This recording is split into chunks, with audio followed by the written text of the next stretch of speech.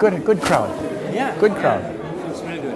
Very good. So this is very positive. Very positive. Very positive. Afraid of lack of people since No, this is we've been posting like hell. This is and brilliant. they've been torn down all the time. this is brilliant. Well, yeah, that's the game. That's the name. That's terrible.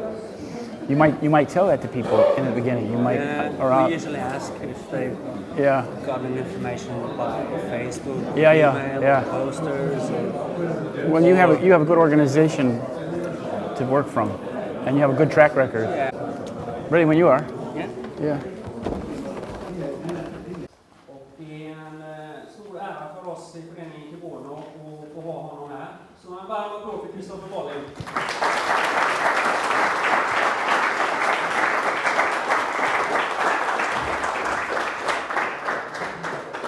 Thank you. Can you all hear me all right? Sound's working. Thank you for coming. It's a nice crowd. It's a great pleasure to be here in Göteborg. I live in Jönköping, Husqvarna, and I have been an independent journalist for 12 years, since June of 2000. What I want to start by doing is do a little introduction about what this event is going to be. I'm going to talk for about an hour. There will be plenty of time at the end for questions, because in a group like this, questions are one of the most important things. And a little note is that everything that I'm going to talk about today, I'm going to present factual evidence. I will refrain from any speculation or any sort of idle talk. Everything that I show you will be factual information which you could verify for yourself. Because 9/11 is simply too important of an event, too important of a thing, a subject to speculate, to leave to speculation. So the event is, have we been deceived about what happened on September 11th? This is a very, very important question, which is why I'm talking about it nearly 13 years later. Because September 11th was an event that changed our world. Whether you're an American or a Swede, a Norwegian, an Israeli, a Palestinian, an Iraqi, anywhere in the world has been fundamentally changed by this event. It was used to usher in, obviously, the war on terrorism, radical changes in the United States of America, and around the world. And Swedes have been very affected by this. Let's see. But I want to start by asking just a very brief straw poll, because I want to get some idea of what you think. Now, don't be afraid. You don't have to raise your hand, or it's completely voluntary. But is there anybody here who, at this point, believes the government version, what the U.S. government has told us about 9/11, that basically it was a terrorist operation done by Osama bin Laden and 19 of his comrades who hijacked the planes and then committed this crime? Does anybody here believe that to be the case, pretty much, at all? You do. You kind of believe that's the case, okay? How many of you would be in the group that would call themselves skeptical? You kind of doubt, you have questions about it, but you're not quite sure. Anybody here just kind of like in that skeptical camp? Okay, a couple, good. And how many of you here belong to the other side of the spectrum? How many of you believe that the US government version and the media version of what happened on September 11th is nothing but a pack of lies? Okay, that's like the majority of you. Good. Well, I want to start by thanking Cui Bono for having me here. Cui Bono, of course, in Latin means who benefits? Who benefits? And it's the typical way that crimes are often solved. You ask, who benefited from the crime? And I want to thank the Föreningen for inviting me here. They invited me here after I had a similar event in Jönköping, Sweden, back in February. And this is a very nice crowd. So I'll talk for about 45 minutes, and then we'll have questions. Also, I'm the author of a book, Solving 9/11, and if you are interested in more material, You can get the books from my family in the back. Let's see here. Now, my background is an investigative journalist. I'm from Chicago. I was born there. And I was working for IBM in Schaumburg, Illinois, where I'm from. I had a young family. And I was very involved with the Estonia catastrophe because my wife lost a loved one on the Estonia catastrophe in 1994. And I had lived in Sweden. My children were born in Sweden. I have some family connection to Sweden. My mother's father came from Rättvik. And I always saw Sweden as being a country that worked very well. I liked that it was neutral in wars, and that when I would go to the Middle East, I would often find Swedish and Norwegian governments had done good things for like the Palestinian people. They had built a hospital, for example, or they gave real aid to the people. And I thought that was wonderful. And so I was in Sweden when the Estonia sank, the day that it sank, and I became involved in looking at what happened to the Estonia ship. And I realized, I'm not going to talk a great deal about this, but I realized that there was some covering up. Some of the information, what happened to the ship was being pushed under the rug. And I really wanted to investigate it more and write about it. And I wound up being offered a job as a journalist in Washington, D.C. in 2000. And I got involved I was an investigative journalist. That was my job. I wrote for a little paper in Washington, D.C. that was called The Spotlight. And my first big story was the U.S. elections in 2000, which were clearly stolen. They were stolen. And what I discovered, having worked for IBM, I found out that we were now voting on computers. Basically, in Chicago, you would go and fill out a ballot, but the ballot would be counted on a computer. And the computers were being run by a private company. And this was happening all across America. So what happened is, as you remember, in the year 2000, the elections were stolen for George Bush. And in November of 2000, I realized that if private companies are involved in stealing U.S. elections, they're not doing it to put good people in office. And that's when I first realized that we had a very serious problem in the United States with a government that was not accountable to the people. And in January of 2001, they finally made George Bush the president. The Supreme Court just said, stop the counting. George Bush is the president. Then a couple weeks later, Ariel Sharon was elected, became Prime Minister of Israel.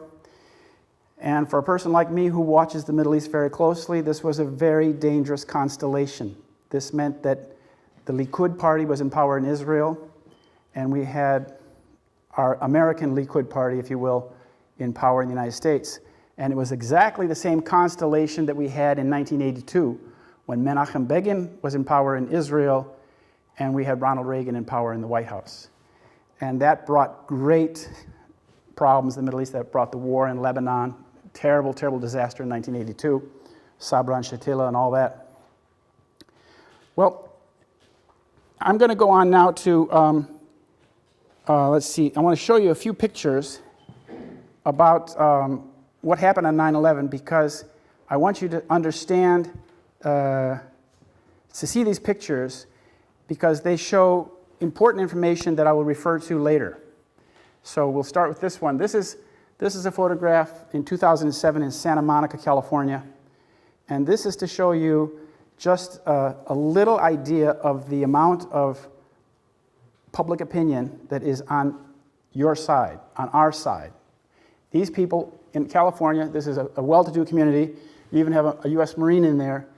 They say, expose the 9/11 cover-up, demand a new investigation, neocon jobs, Iraq, 9/11. Where they say demand a new investigation, I have to say one thing. This is a very important aspect of 9/11. There has been no investigation. People don't realize that. People think that, like the 9/11 Commission, like the book that this lady's holding, they think that was some sort of investigation. That was not an investigation. That was a political appointed committee that dealt with very specific issues and came out with a crafted document that they had decided they would produce in the way it was produced. It was written by Philip Zelikow. They had a preordained conclusion, and they made the myth. They're actually like the authors of the myth of what happened on 9/11. But that was not an investigation. Then there were the building reports. There was the building reports of what happened to the Twin Towers. They only did an investigation, an engineering investigation of what the buildings, how the buildings performed up until the point of collapse. And then there was another subsequent investigation, engineering investigation only, of what happened to Building 7 and the Pentagon. But none of these were criminal investigations. When 9/11 happened, 3,000 people were killed. In New York City alone, when the Twin Towers came down, 2,700 people were in those buildings. They all died, of course. So this is a scene of mass murder. And in a scene of mass murder, usually the investigation begins with the evidence. And the evidence from the World Trade Center was composed of basically two physical items. They had the steel and they had the dust. That's all that was left at the World Trade Center. Steel, big piles of steel, rubble steel, and big piles of dust. That was it. And what the United States government did very promptly is they allowed the steel to be treated like recycling. They removed the steel immediately, sent it to 2 junkyards in New Jersey, where it was cut into pieces this short or shorter, mixed with other steel, and put on boats and sent to China, where it was melted down. Now, there's a real question there. At the time when 9/11 happened, the price of scrap steel was the lowest it had been in 50 years. So rather than taking that steel and recycling it in Pennsylvania or Ohio, they put it on ships and sent it to China, where you're paying $25 a ton just to ship it. Why would they do that? This was destruction of evidence. And the destruction of evidence was done by the very people who were in the official positions to investigate it, namely the U.S. Department of Justice, which operates the FBI. The FBI ran the investigation. The FBI was under John Ashcroft.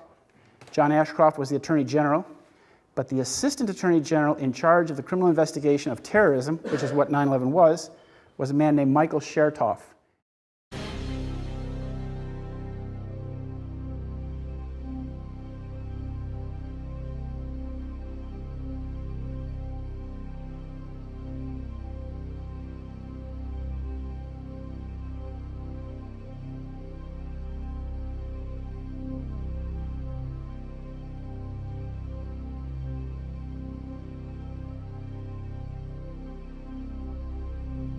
Who's an Israeli-American, as it is. And he is the one who allowed the officials in New York City to take the steel, destroy it, and get rid of it. So let's just look at these. I want to show that this shows you that there's a lot of people out there. We're a small group here, but for every one of us, there's hundreds of people in our countries who are demanding the truth. They understand that this is a very, very important subject. These are the 2 books that I wrote. The Deception That Changed, Solving 9/11, The Deception That Changed the World, is my thesis, basically, which is the concise explanation of my whole working thesis that I developed over a period of 10 years. And the original articles is the articles that I wrote, because I was a working journalist, and I began writing. We happened to be in New York City on 9/11, passing through New York City, and it was just up my alley. I began writing about it right away, and I wrote a lot in 2001, 2002, et cetera, et cetera. Year after year, I continued my investigation. Some years I wrote less, some years I wrote more, and then things really started heating up in 2005. We'll get back to that, what happened in 2005, 2006, a little bit later. All of you should have something like this in your hands. There were envelopes given at the door for people who came, and what this is Architects and Engineers for 9/11 Truth. This is a group that started in San Francisco, California. The group is composed of about 3,000 engineers and architects in the United States, the people who build these buildings. And I wanted everybody to have this document and the material that's in this envelope because these people are professionals. They build these buildings. They understand the physics at work. They understand the laws of nature. They know what buildings do when they burn. They know what the forces are involved. And there are, as I said, about 3,000 architects and engineers in the United States who are demanding an investigation because they tell you that, for example, Building 7, the third building that fell that day, did not fall from fire. Actually, none of the buildings fell from fire. These towers, the 3 towers that collapsed, that's why they have 3 streams of light here, 1 and 2 and 7. But 7 is a building that fell at 5 o'clock in the afternoon. It was 47 stories tall, and it was about a block away from the North Tower. It had fires in it. It had burned. But at 5:20 in the afternoon, people came out of the building and they said, "Get back, everybody, get back. It's going to come down. Get back." And sure enough, it came down. The owner of the building was Larry Silverstein.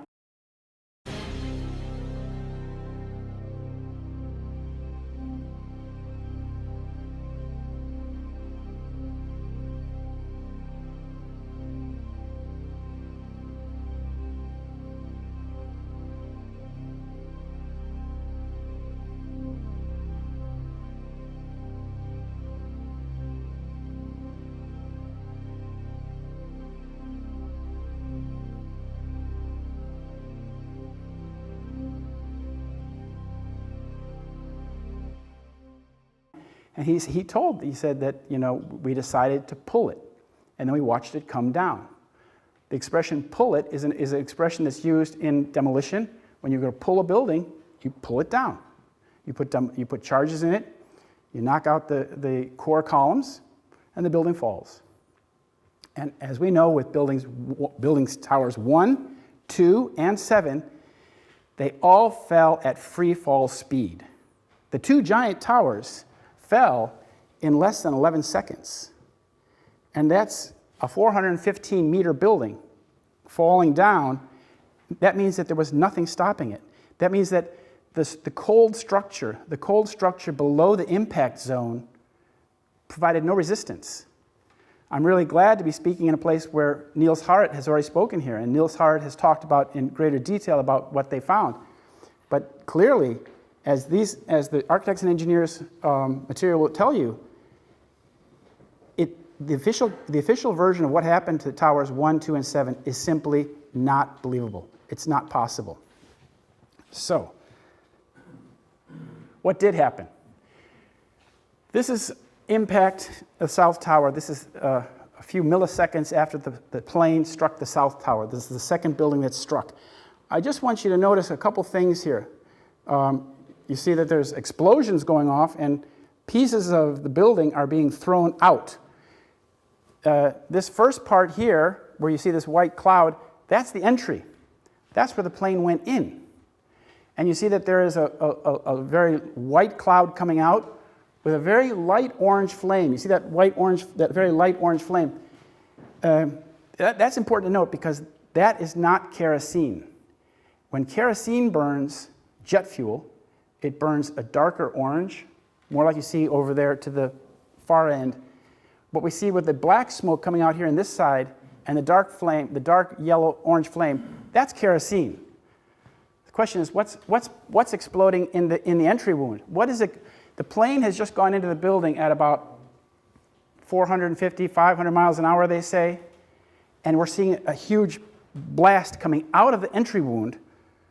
And this, I would submit, is the white smoke is very indicative of thermite, just as you understand. When thermite detonates, thermite is an incendiary. It's made out of aluminum and iron oxide. When it detonates, any version of that detonates, you're going to get white smoke, which is aluminum oxide, incredible heat release, and molten iron. Those are the byproducts. And we certainly got a lot of molten iron, but we'll get to that later. But this white smoke is very suspicious, and when they use these kinds of things in Hollywood, when they make a movie, they use thermite, variations of thermite, as incendiaries to create the spectacle. When you see those Hollywood movies, that's often thermite bombs going off. and they add, for example, barium. A little bit of barium will give you an nice orange flame like that. So they can add different things to the mixture to get different results. Here's the North Tower. It's a very interesting photograph because the plane has just gone into this side that we see here.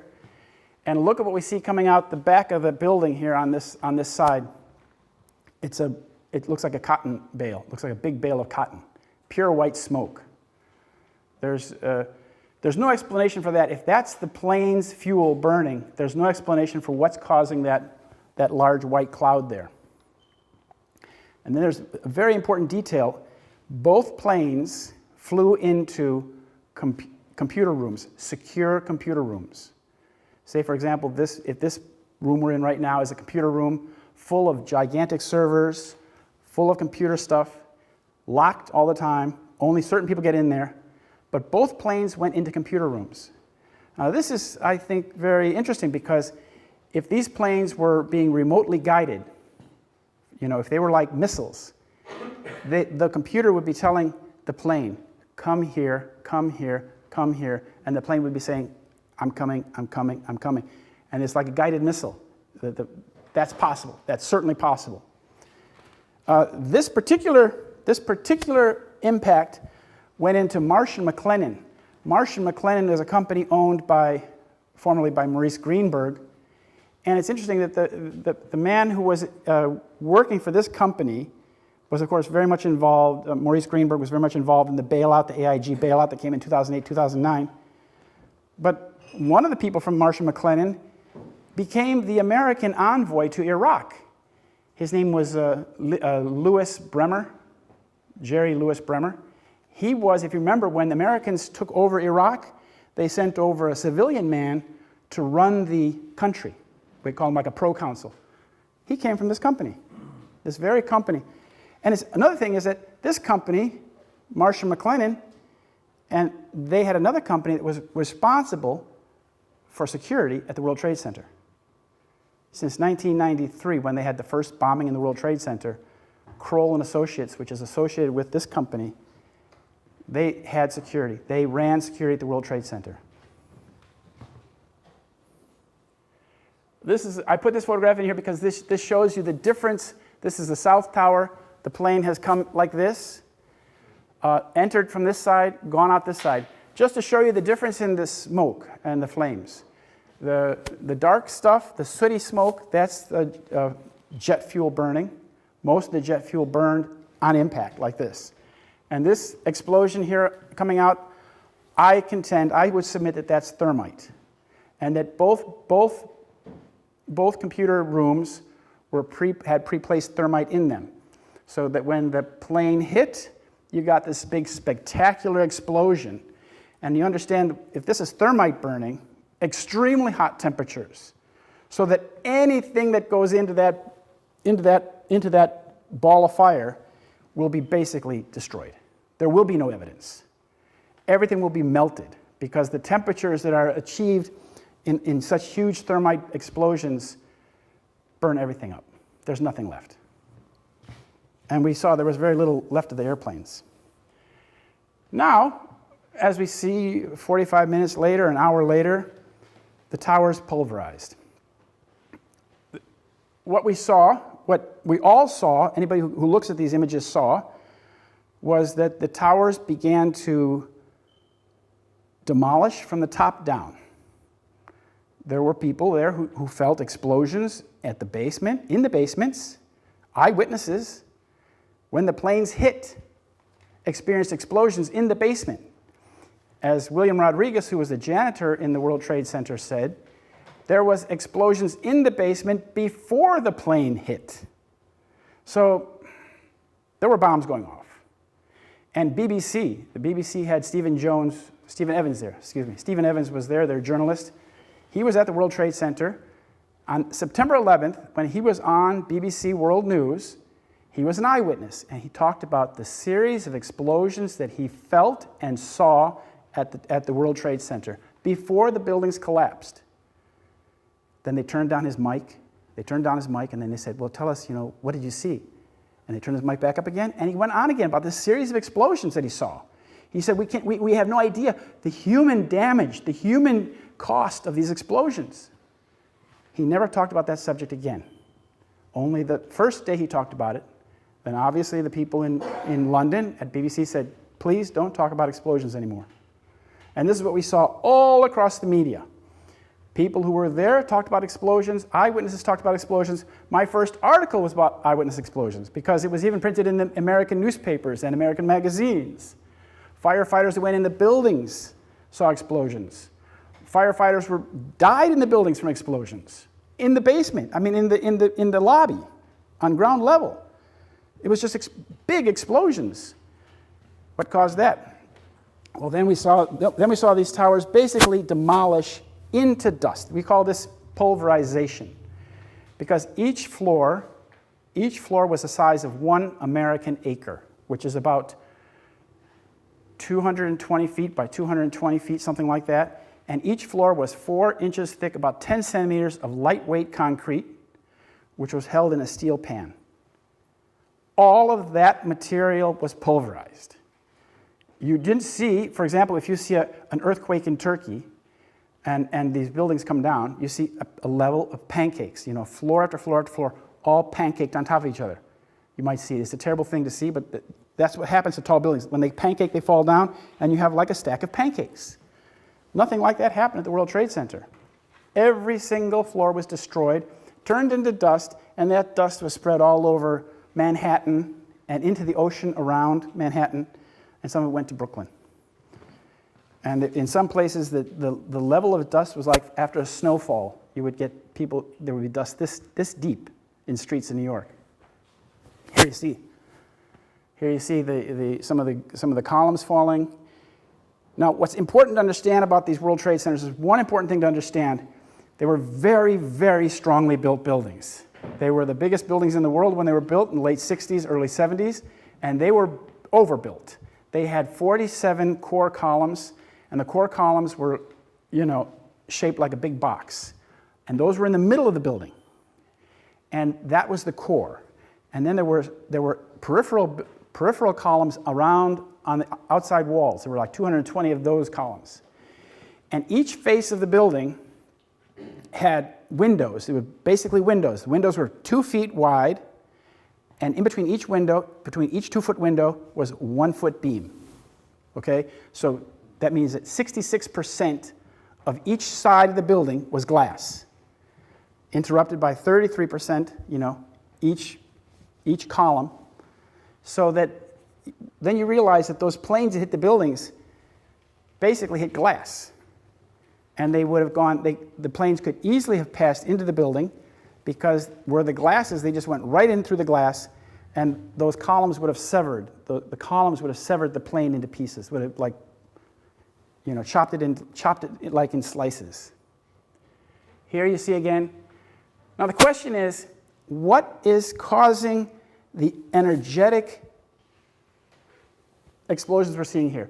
You see the width of the building is, you consider again, the building is about, 66 meters wide. Each face of the building is 66 meters wide. And you see that pieces of steel, these are heavy pieces of steel, are being thrown that much outside the building. That means that there's incredible energy forcing those things out of the building. This is not just a collapse. This is not just a gravity collapse.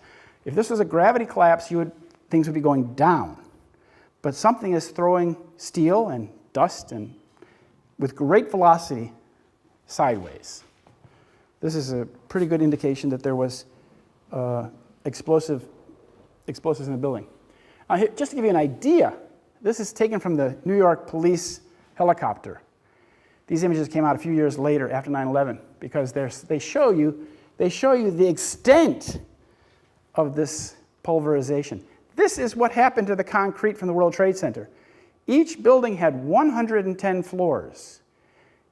The floor pans, the floors, and everything on the floors was turned into dust. That means also the 2,700 people that were in the building.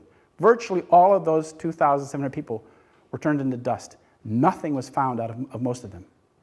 A few people the very, very lowest floors were found, but everything else above was pulverized. So that means, of course, that this was a hideous act of mass murder. Absolutely hideous. Here's to show you what some people say, oh, it was nuclear explosions and there was no steel left. No, there was a lot of steel left. This is just, there were mountains of steel. And this is the people who were involved in removing the steel from the World Trade Center. The man whose company was in charge of basically taking the steel and chopping it up said that all that was remaining from the World Trade Center was dust and steel. That's all.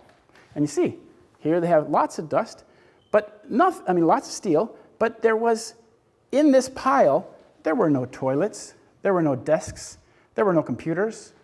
I mean, they only found very small pieces of things. They found pieces of computer, like they found the hard disk. And they would take that hard disk and send it to Germany to have the data, find out what that computer, was left of that computer. And they were able to find it, actually. They were able to retrieve a lot of the data. This shows you the box columns. These box columns that are behind these firefighters are the core columns. There were 47 in each tower, just like the one that you see behind the firefighter. Behind this firefighter here, this is very early on. This is when they're still looking for their buddies. The firefighters are a fraternity, and they want to find the missing firefighters who died that day. Hundreds of firefighters died. And so they were looking in the rubble. This is before any of the removal of the rubble began. And you see on this is a very interesting photograph because it shows that the big box column behind this firefighter has been cut with what looks like a thermite charge. You can see that those box columns, they were built in Japan because they were so large and they could only do it in Japan. And at the time, at the base of the building, at the very base, the walls of the box columns were 10 centimeters wide. The walls of the steel, see, so that box column there is pretty close near the bottom because you can see the thickness. You see the thickness of the walls of that column are every bit of 4 inches.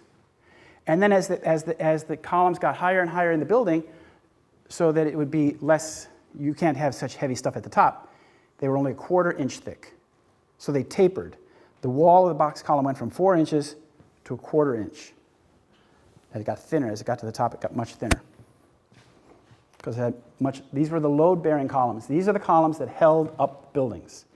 And as you can see, if you want to bring down a tower, and the tower is held up by 47 core columns, those columns have to be cut. Question is, how were they cut? Well, this one was certainly cut by something that caused melting of the steel. Here's a very interesting photograph. This is from a video. This is why it's a little bit, it's from a TV video in New York City. This is South Tower. This is about 5-10 minutes before the building came down. And what we see coming out of this building is molten iron. You see that like a volcano pouring off the 81st floor. It looks like what happened is that the 81st floor broke, tilted down, and that this molten iron found a way. There was obviously a big pool of it. This is what we're seeing right here is several cubic meters of molten iron. This is not aluminum. In some places, like in the government document, they refer to this as aluminum. But aluminum at this temperature is silver, not this color. So this is most likely iron. So what caused a gigantic pool of molten iron? This is basically at the impact level. This is basically where the plane came out this side. The plane came out this end, and we see some items, some objects from the plane, or what hit the building, come out very fast off this side of the building. If you ever look at the video of this, you will see when the South Towers hit, look and see what comes out the other side. 2 items come out very fast. One is burning white hot, and the other one is burning a normal color. The one that's burning white hot is leaving behind a dark trail of smoke. but only a few feet behind the item itself. This I submit is probably depleted uranium, because depleted uranium is used by the Americans in missiles all the time. It cuts through anything. It cuts through steel. It goes right through steel. And it's pyrophoric, means that it's burning in the air. So when the Americans or the military fires depleted uranium missiles at, for example, a tank, that missile will go right through the tank. Never mind how strong the tank is. It goes right into the tank, and then the depleted uranium is burning white hot inside the tank, and it bounces around inside the tank, incinerating everything in the tank. So anything that's in that tank is just turned into charcoal. There will be nothing left from the tank. And this is what America has been using in Yugoslavia, in Iraq, and in Afghanistan. And a lot of times they actually hit their own people. And these tanks, these items, these vehicles are then very, very toxic. So what the United States has been doing, Raytheon Company, they take these destroyed trucks and cars and tanks, they take them to the Pacific Ocean and to the Marshall Islands and dump them in the ocean, try to create a reef. But a couple of my readers were working on this, and they got very, very sick, because just to come into contact with these vehicles that have been hit by uranium is deadly. So another thing to consider about this, at this point we still have people above this. If you go to a sauna, you know that a very hot sauna is about 100 degrees Celsius. This 80th floor, 81st floor of this tower is at least 1,200 degrees Celsius, at least. And if this molten iron is a product of a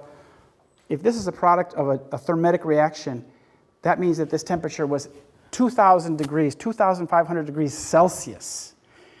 That explains why the people that were trapped in the floors above the impact zone, when they're on the phone, they say, "It's very hot in here. It's very, very hot. I can't," because they were literally being cooked alive. Because the temperature of this thermite is so hot, anybody in the floors just above this would be dead already. You can't endure such heat. And this heat would go up through the buildings. They would go through the elevator shafts. So that heat at this floor would go right up that elevator shaft and come out in the floors above.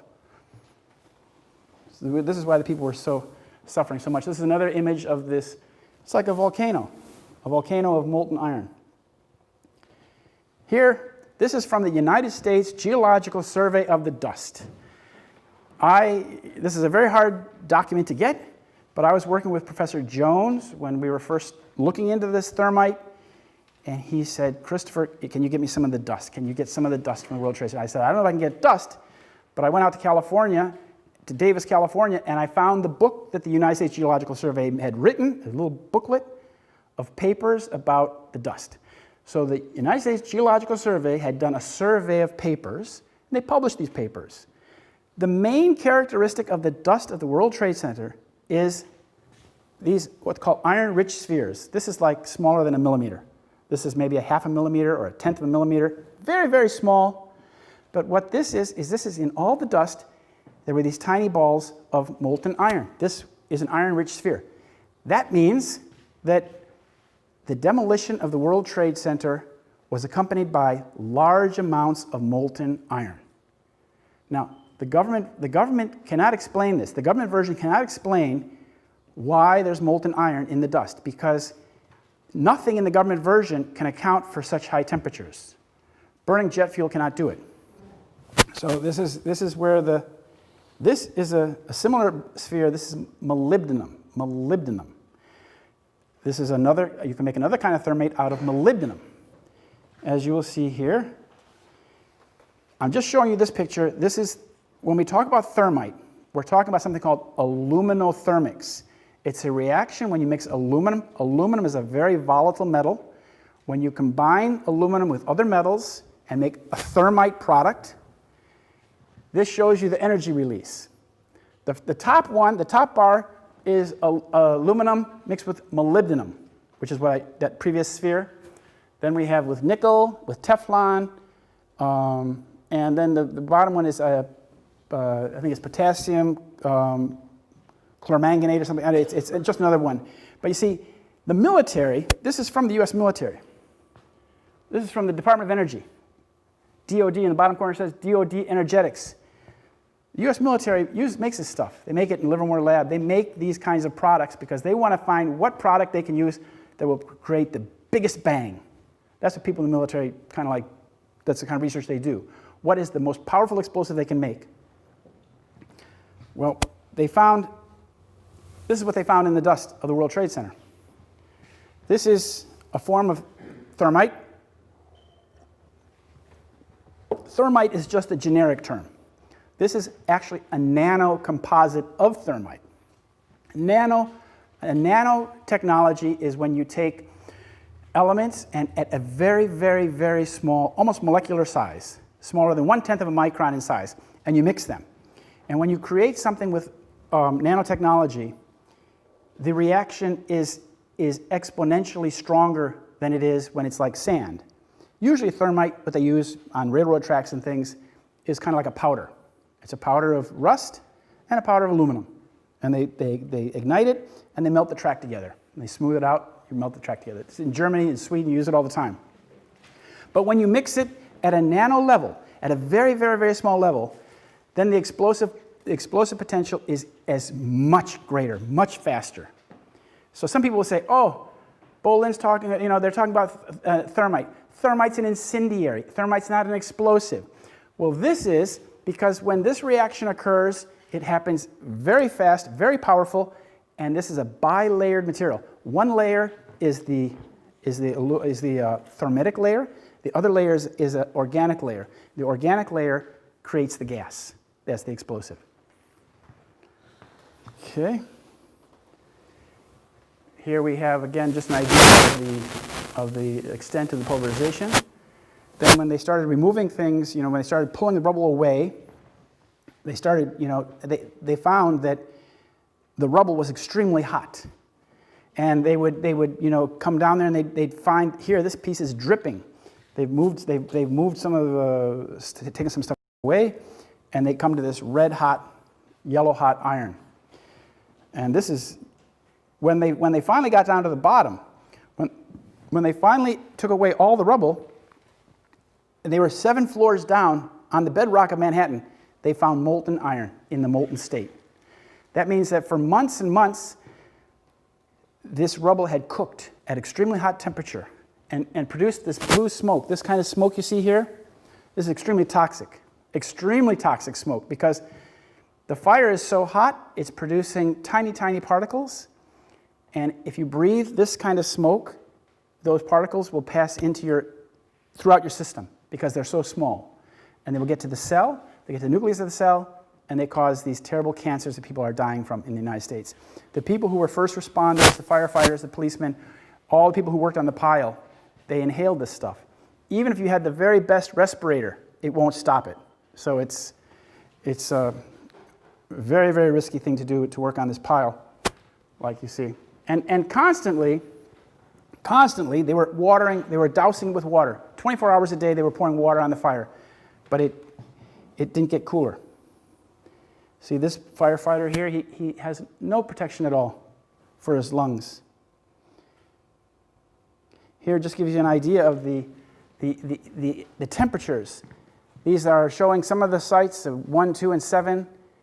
7 is at the top. That's the third tower that fell. That's at the very top. You see very hot temperatures there too as well. And then in between there's building 6 where there's the big hole. There's a big hole in that building. That's another very, very strange thing about World Trade Center 6 is that there seems to have been a terrible explosion in that building before either tower fell. That's the U.S. Customs House. That's where they have all the evidence of crimes, big crimes, and they have a lot of gold there too. This gives you just an idea of the layout of the buildings: South Tower, North Tower, Building 7. These are the 3 towers that fell that day. Never before has a tower fallen from fire. On that day, 3 of them did. Here we have Building 7. Recently, this architects and engineers did public relations exercise, and they put up advertisements in Times Square telling people about this third tower that fell, because about 43%, about half the American population, did not even know that this building fell at 5 o'clock in the afternoon. And it's interesting that that same percentage of people who don't know about this building believe the government version, which shows you that the percentage of people who have very little understanding of what happened on 9/11 is about the same as the number of people who believe the government version. It works inversely. The more you learn, the more you understand about what happened on 9/11, the less likely you are to believe the government version. Here's the man who basically owned all three buildings. His name is Larry Silverstein. He was indicted for a large drug conspiracy. That case was dismissed. It involved Bill Clinton, actually, as well. And this man's basic claim to fame before becoming the owner of the World Trade Center, he actually leased it. He didn't own it. He leased it. He owned Building 7. He leased the other two buildings. He got the lease for the Twin Towers on July 26th. So about 5 weeks before the buildings fell down, he got the lease. He borrowed money, got the lease, and he won. He sued for billions of dollars. He got billions of dollars from this. So now he's the guy who owns the Freedom Tower, the big Freedom Tower. But this is what he said on public television. He says, I remember getting a call from the fire department commander telling me that they were not sure they were going to be able to contain the fire. And I said, you know, we've had such terrible loss of life. Maybe the smartest thing to do is pull it. And they made the decision to pull, and we watched the building collapse. You know, conspiracy theorists, people have said, well, this man is basically acknowledging that they authorized the demolition of his tower. And that's people who, that's basically what he's saying. Okay, there were a couple other things that happened on 9/11, obviously. The Pentagon. This is a very important photograph. There's others like this. We're told that a large Boeing 757 came in, flew across the grass, basically, at grade level. They say at grade. That means at grass level.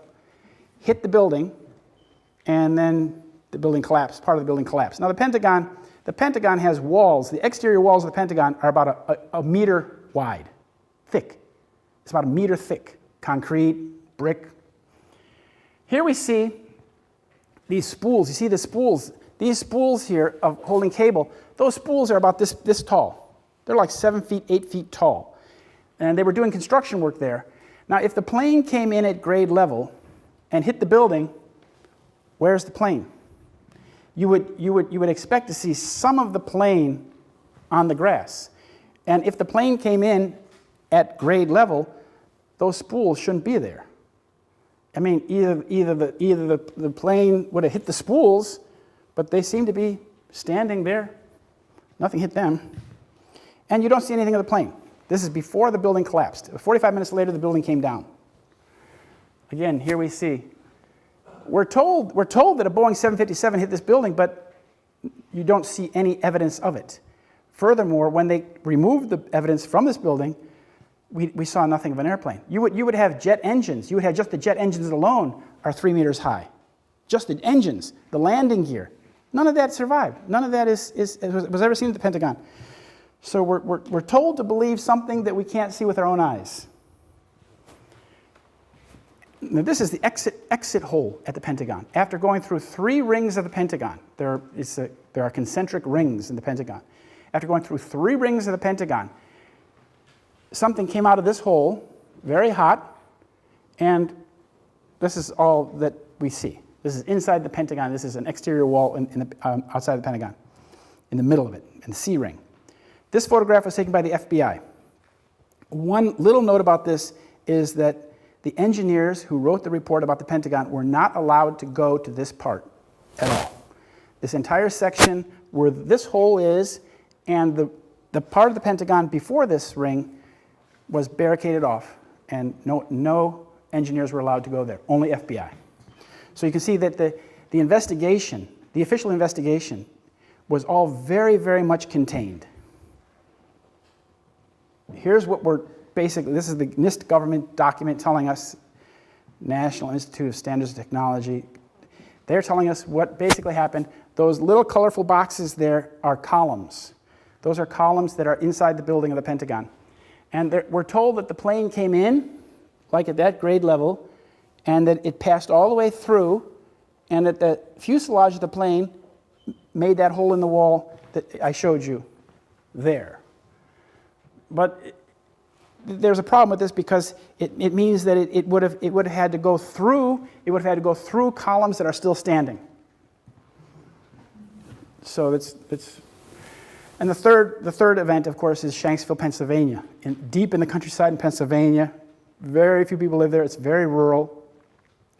We're told that this is from History Channel. We're told that the plane crashed here. There's a little gash in this big green field here is actually a reclaimed mine.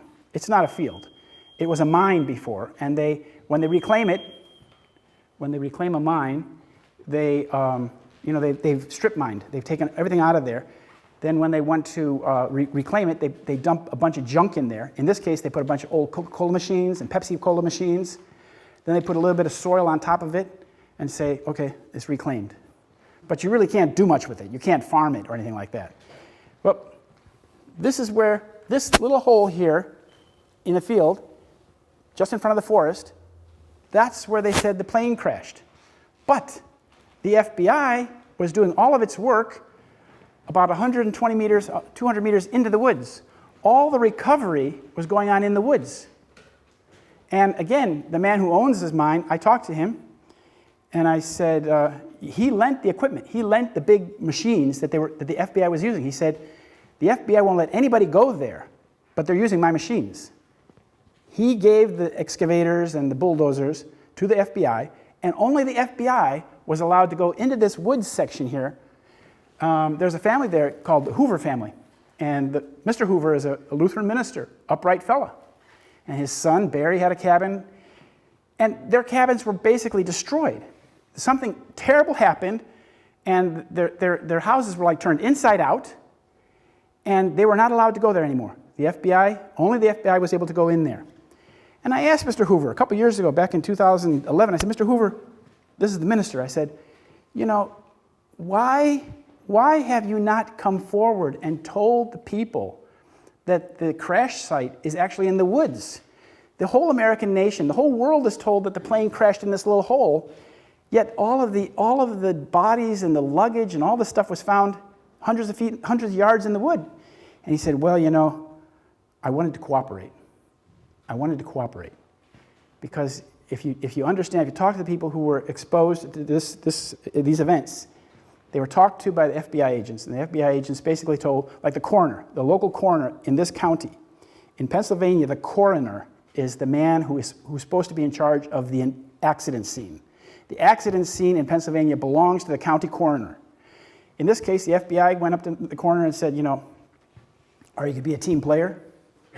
Basically, the coroner then gave the FBI the scene of the accident, the entire scene, for themselves to investigate, and he went and sat 6 miles away and just met families. And he just was like the public relations guy. But his obligation is to find the dead bodies, identify the bodies, and sign a death certificate. And I know this man. I called him a couple years ago, and I said, Wally, don't you feel badly about signing death certificates for people whose bodies you never saw? And he got very upset by that question. But that's what happened. All of the bodies that were taken, all of the human remains that were found in Shanksville, Pennsylvania, were found in the woods. They were all picked up and taken to Dover Air Force Base in Dover, Delaware. And as we now know, many of them were basically just put in a landfill. The bodies were just put into a garbage dump. It's a big scandal in America today about that, but it's the military. Here's the hole. I spoke to the girl who came to this hole, was the first person to this is what we're told. This is what we're told is the place where the plane crashed. And I talked to the girl who worked just about 100 meters away, and she ran down to they heard this big bomb. She said it was sounded like an atomic bomb. And she ran to there and she said, it's about as big as my little trailer in her front yard, about 7 meters long, 7 meters wide, and a couple meters deep. It looks a little bit bigger because the people are standing behind it. But this is just this very small hole, and as Wally, the coroner, said too, there was no evidence of a plane or bodies or anything in this hole. So what caused this hole? Here, another photograph. Again, the rescue or the people are behind in the woods, closer to the woods, so it looks bigger than it really is. It's only about 8 meters across. And it's a very interesting hole, because this hole looks like it was made by a air-to-ground missile. There were people who were in Shanksville that day, in this little part of the woods, and they all reported seeing a military jet flying around in circles before anything happened. And they described it as like a US A-10 Thunderbolt. It's a it's a ground combat plane. And it looks like a plane like that fired a missile just at the ground, and it created this little hole in the ground. And we're told that this is where the plane went in. We're told that the plane was flying like upside down, this big 757, and went into the ground. And when I went to the local paper and I spoke to the man who's supposed to answer questions like this, he's actually U.S. Army personnel, he told me that the plane came down at a very high speed into the mine, and that the ground liquefied. The ground liquefied, and the plane just went into the ground, and that's it. But he said one wing bounced off the ground and went about half a mile in the woods. I mean, this is pure fairy tale.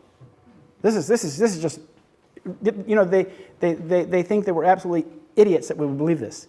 But this is exactly this is the only story you hear in America from the media. The US media and the world media will only tell you this story. They won't tell you none of the questions that I ask are even discussed in the US media 13 years later, not even discussed. What's interesting is that the trench of that picture was pre-existing. The top picture is 1994, shows that this was a trench that it looks like they burned stuff in there or something. They had a trench, and they did something with it. But then the pilot apparently fired the missile into this trench, like he just put his sights on that trench and said, yeah, put the missile right there. It looked like an airplane. That's what they did. This is just some 9/11 people. This is in San Francisco. This is again my book. Okay, and that wraps up the picture section. I just wanted to show you those pictures. Does anybody have any questions yet? Anybody have any questions from the pictures that they'd like to ask? Okay, then we'll. Now, why are we talking about September 11th, 13 years later? Why does it matter? Because September 11th was the seminal event of our time. It changed our relationship to our countries, to our nations, to our states. It changed the relationship of our governments to us, the media, everything. Our world is a different place. And fundamentally, it ushered in the global war on terror. And the global war on terror has two aspects. One aspect is the war against Islam, the war against the Arab world, the war against third world countries. And the other aspect is the domestic police state. You see it much less in Sweden than in the United States. But in the United States, the 9/11 was a catalyst that allowed a pre-existing law, a book of laws.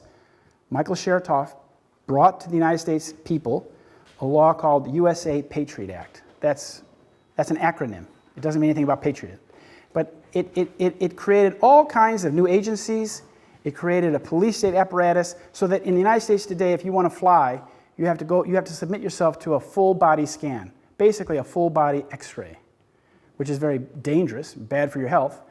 And you have to submit to understanding that your telephone calls, emails are being listened to by the National Security Agency. The relationship of the American people to their government has changed completely as a result of this event. But when you understand that the Patriot Act was written before, then you understand that 9/11 was basically just the catalyst. It was what they needed to bring this war to happen. They already had planned a war in Iraq. They'd already planned a war in Afghanistan. This was all planned. They had already planned to bring in this TSA and all these things in the United States of America that we have now. It was all planned. They just needed the thing to make it happen. That's what 9/11 was. It was the thing that made all that happen. Okay, and then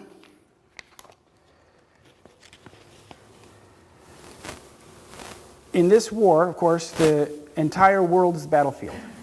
After 9/11, Congress passed a law called the the Use of Force Act, and it gave the President Bush at that time the right to wage war anywhere in the world, at any time, in any place. And this is basically the law that the use of force doctrine that Obama uses as he signs off on killing people. Every week, he signs off on targeted killings. Yeah? Actually, during the 1990s, Yes, yes. China and Russia had fairly good cooperated against terror. Yeah. So they were quite successful. Yeah, well, let's take the questions afterwards. But what's very interesting is that this war on terrorism was, as you say, was being incubated in the 70s. There was an institute in Israel called the Netanyahu Institute, run by the family of the Prime Minister today. And they had conferences on terrorism, and they had this idea that we will fight a war on terrorism. And what the Israeli doctrine basically said was that terrorism is a scourge of the modern world. Not that anything happens to Israel because of political grievances between the Palestinians and the Israelis, but that it's a problem, and the solution is to get all the Western democracies to wage war on those countries that support terrorism, which is what we have today. And of course, you all know that Sweden has 500 men in Afghanistan. And that means that for every 500 men in Afghanistan, there are people who have been there before, who are being recycled, so it means thousands of Swedes have been in Afghanistan. Norwegians, Danes, Germans, everybody is involved in this war. But if what happened on 9/11, if the government version of what happened on 9/11 is not true, that means that the entire war on terrorism is a fraud, like those posters said. That means that we have been lied to. We've basically been tricked into war. We've been tricked into a global war, which is we see in Afghanistan, in Iraq, in Somalia, in Yemen, in many countries in Africa and Asia, and that we have all been duped. We've all been tricked into it. The world has been tricked into it, not just the American people, but we've all been tricked into it, and that we have to accept it as like the new zeitgeist. The new zeitgeist is that we will be waging war against Islam, Islamic terrorists, anybody who is involved in any way. But when you consider that 9/11 appears to have been a false flag terror attack, that means a false flag terror attack is that somebody committed 9/11, the act of 9/11, the terrorism, but the blame was put on Osama bin Laden. So in that way, you can make a war against anybody you want because you simply can fabricate the event and then say, they're guilty, now we go to war. And this is the way the United States and the West have been fighting wars for a long time. But particularly you saw it in the Balkans, you saw it in Syria, you saw it recently in Ukraine. You see that provocations and atrocities are created in order to excuse military action by a noble Western country against a barbarian power. Like they blame Serbia, now they want to go to war with Russia, and the modus operandi is false flag terrorism. We see, of course, airport security and the government intrusion to our private communications, and that's what we're living with today in a state where the government has complete power over you, and if you challenge it in any way, you are an enemy of the state. The drones. And what this means is that the United States is effectively waging war illegally in countries all around the world. And that because Sweden has changed so much and that Sweden has very close ties to the United States, Sweden and Norway and other countries have been brought along. And we're engaged in illegal wars of aggression. History will tell us that the war in Iraq was completely contrived. There were no weapons of mass destruction, and that means that the war in Iraq is a war of aggression. And obviously, if 9/11 was a false flag terrorism attack, and if Osama bin Laden and the Afghanis had nothing to do with it, then the war in Afghanistan is also a war of aggression.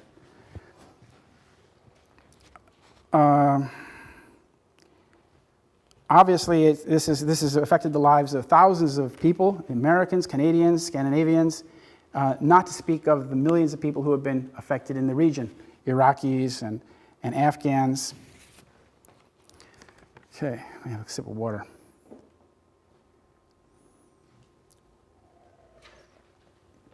For this reason, it is essential that we understand whether what happened on 9/11 is true or is not true. And if the war on terror, if 9/11 is a fraud, then the war on terror is a fraud. That means that everything that we accept today as political reality is a fraud. So we've been lied to on a huge scale. And one of the most interesting things is that they just opened a museum in New York City about 9/11.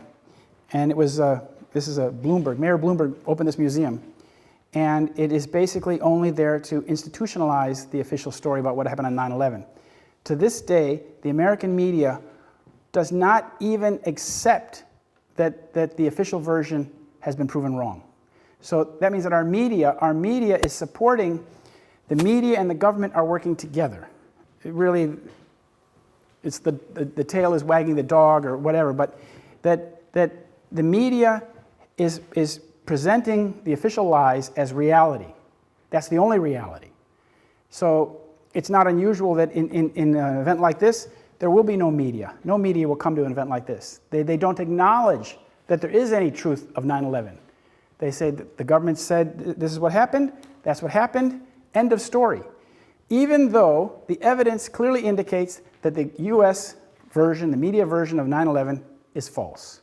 It's completely false. The buildings cannot fall like that. We have evidence of thermite. Osama bin Laden didn't put thermite in the building. So if there's tons of thermite in the building, how did it get there? Who did it?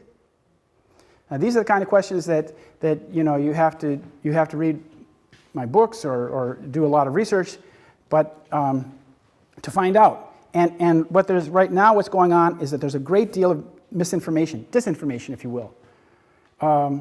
I just wrote an article just yesterday, 2 days ago, about Veterans Today, which is a pretty respected website. But the man who runs this website is basically saying that nuclear bombs were used in the World Trade Center. This is one of the, what I call red herring. They say, one lady says that there were space weapons, like directed energy weapons aimed at the building, and this caused the pulverization of the building. Her name is Judy Wood. Another theory is this theory that there was nuclear bombs in the building, and the pulverization of the towers was caused by a nuclear reaction. And in this article, this man, Gordon Duff, who runs Veterans Today, he said this comes from Russian intelligence. He says this latest revelation comes from Russian intelligence. And I looked at his article, and his article is full of lies. Not lies, incorrect statements. It's just full.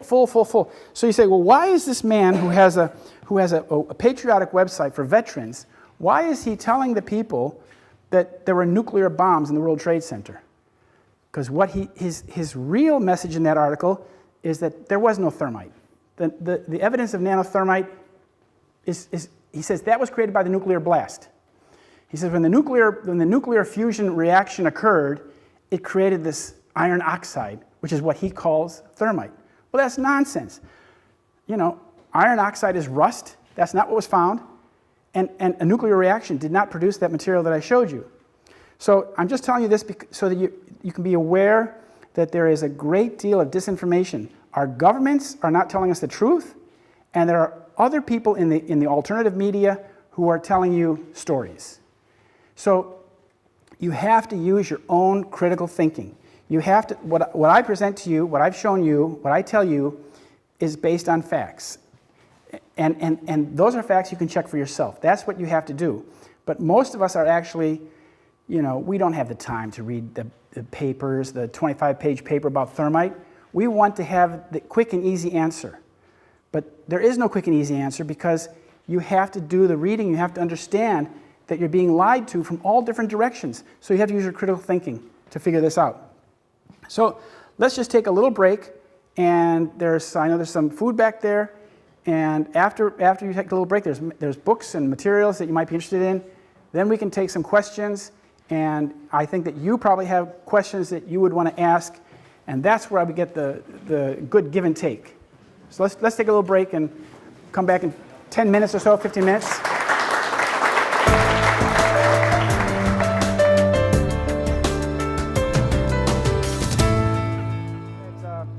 I have been writing about 9/11, investigating 9/11 since the day it happened. As I said, my wife and I and my children, we were coming from Vermont. We were passing through New York City. It's a very interesting little story here. We were driving past Manhattan at 2 o'clock in the morning on 9/11. On the day of the event, we had been up in Stowe, Vermont. I was supposed to go back to Washington, D.C. I was a day late. We usually live in Chicago. That's my hometown. I was working at home. And as we drove, it was very late. The kids were sleeping in the back seat of the car. And my wife, as we were driving down on New Jersey, right past Jersey City, which is within eyesight, the Twin Towers just across the Hudson River there. To keep me awake, my wife was telling me about a dream she had the night we left Chicago. And that dream was that we were driving towards a city with a huge skyline, like New York City. And a plane was coming and attacking us from in front. And as we drove, this plane was coming at us, and about 50 meters in front of our car, the plane went into the ground, and she turned around, and this is in the dream, and she saw the plane come back out of the ground and swirl around again to attack us again. And she's telling me this dream on the morning of September 11th at about 2 o'clock in the morning as we're passing Manhattan. And this is the kind of very interesting kind of clairvoyance that you sometimes, people are able sometimes to sense something in the ether. There's something in the ether. And I begin my book with this because it's called The Dream. This is a very, very interesting thing. My wife was picking up, as Helya in the back there, she was picking up something in the ether. But this, we don't know how she did that, but this is a very interesting thing. But now if we had been just driving a few blocks to the east, if we had been going through Manhattan, you don't drive through Manhattan if you don't have to, because you have to pay a lot of money to go on the bridges and the tunnels. Every bridge costs $10, every tunnel costs $10, so you drive around Manhattan. But had we been there, we would have seen that there were trucks. There were trucks leaving the World Trade Center at 5 o'clock in the morning. As we now know, there were three large vans who were at the World Trade Center in the morning. And this is about Building 6. I just want to mention one little thing about Building 6. That's the U.S. Customs House. Now, the Building 7 that fell down, the big 47-story building that fell down at 5 o'clock in the afternoon, that was full of federal agencies, the CIA, the FBI, IRS, Drug Enforcement Agency. All of those agencies were in that building. And they were investigating very, very serious crimes, like Enron, gold scandals. In America, we had in the 90s incredibly huge scandals where billions of dollars were being stolen. And as I said, even cases were even brought against the President Clinton for being involved in drug smuggling. Well, we now know that Clinton has a history of being involved in drug smuggling, even since the time when he was the governor in Arkansas. But these huge crimes had not been prosecuted. And the evidence for these crimes was in the basement of Building 6. Because Building 7 had no basement, it was built on top of a power plant. All of the evidence for these crimes was kept in Building 6, in the vault, in the big vault. Now, we also know that there was a FEMA videographer named Sonnenfeld. First name Sonnenfeld. I forgot. Kurt Sonnenfeld. Young guy from Colorado. He was the FEMA videographer. So on 9/11, he was called after the first plane hit. 5 minutes after the first plane hit, he got a call from his boss in Colorado. Said, "Get on a plane, go to New York. You got to go and cover this event." And he was the official videographer for FEMA. And he went around with his camera, and he went everywhere. Only him. And he went into Building 6, And that's the building I showed you with a huge crater. Now, it's a 6-story building, but the crater goes down like 10 floors. It goes into the basement. It goes into the sub-basement and the sub-basement and the sub-basement. It's a very strange thing. This 6-story building was exploded, hit by a missile or something, exploded, before either tower fell. And firefighters, there's a couple photos of firefighters, are spraying the building from the West Street. It's called West Street and Vesey on that corner. They're spraying. So a couple weeks ago, I contacted the New York Fire Department. I said, I just want the document that tells me what time you responded to the fire in Building 6. Just to give you an idea of the cover-up in New York. They won't give it to me. They will not. It's called an NFIRS document. It's National Fire Incident Reporting System. Anytime a fire department in America responds to any fire, they fill out a document. What time they started, who went, what time they finished, when they were cleared. Basic information, metadata, if you will. They won't give it to me. They said, oh, well, we know what happened on 9/11. This is a guy on the phone tells me from New York. Planes hit the building. For us, it's all like one big thing. No, it's not one big thing. What happened to Building 6? Well, that videographer, Kurt Sonnenfeld, who's now living in Argentina because the U.S. authorities want him, he went down into the basement of Building 6. He poked his camera down there, and he saw that the door of the vault had been broken. The security pad area was completely cracked. He poked in, he looked in there, and he saw that the entire vault was empty. The vault is 15 meters by 15 meters. It's evidence and gold.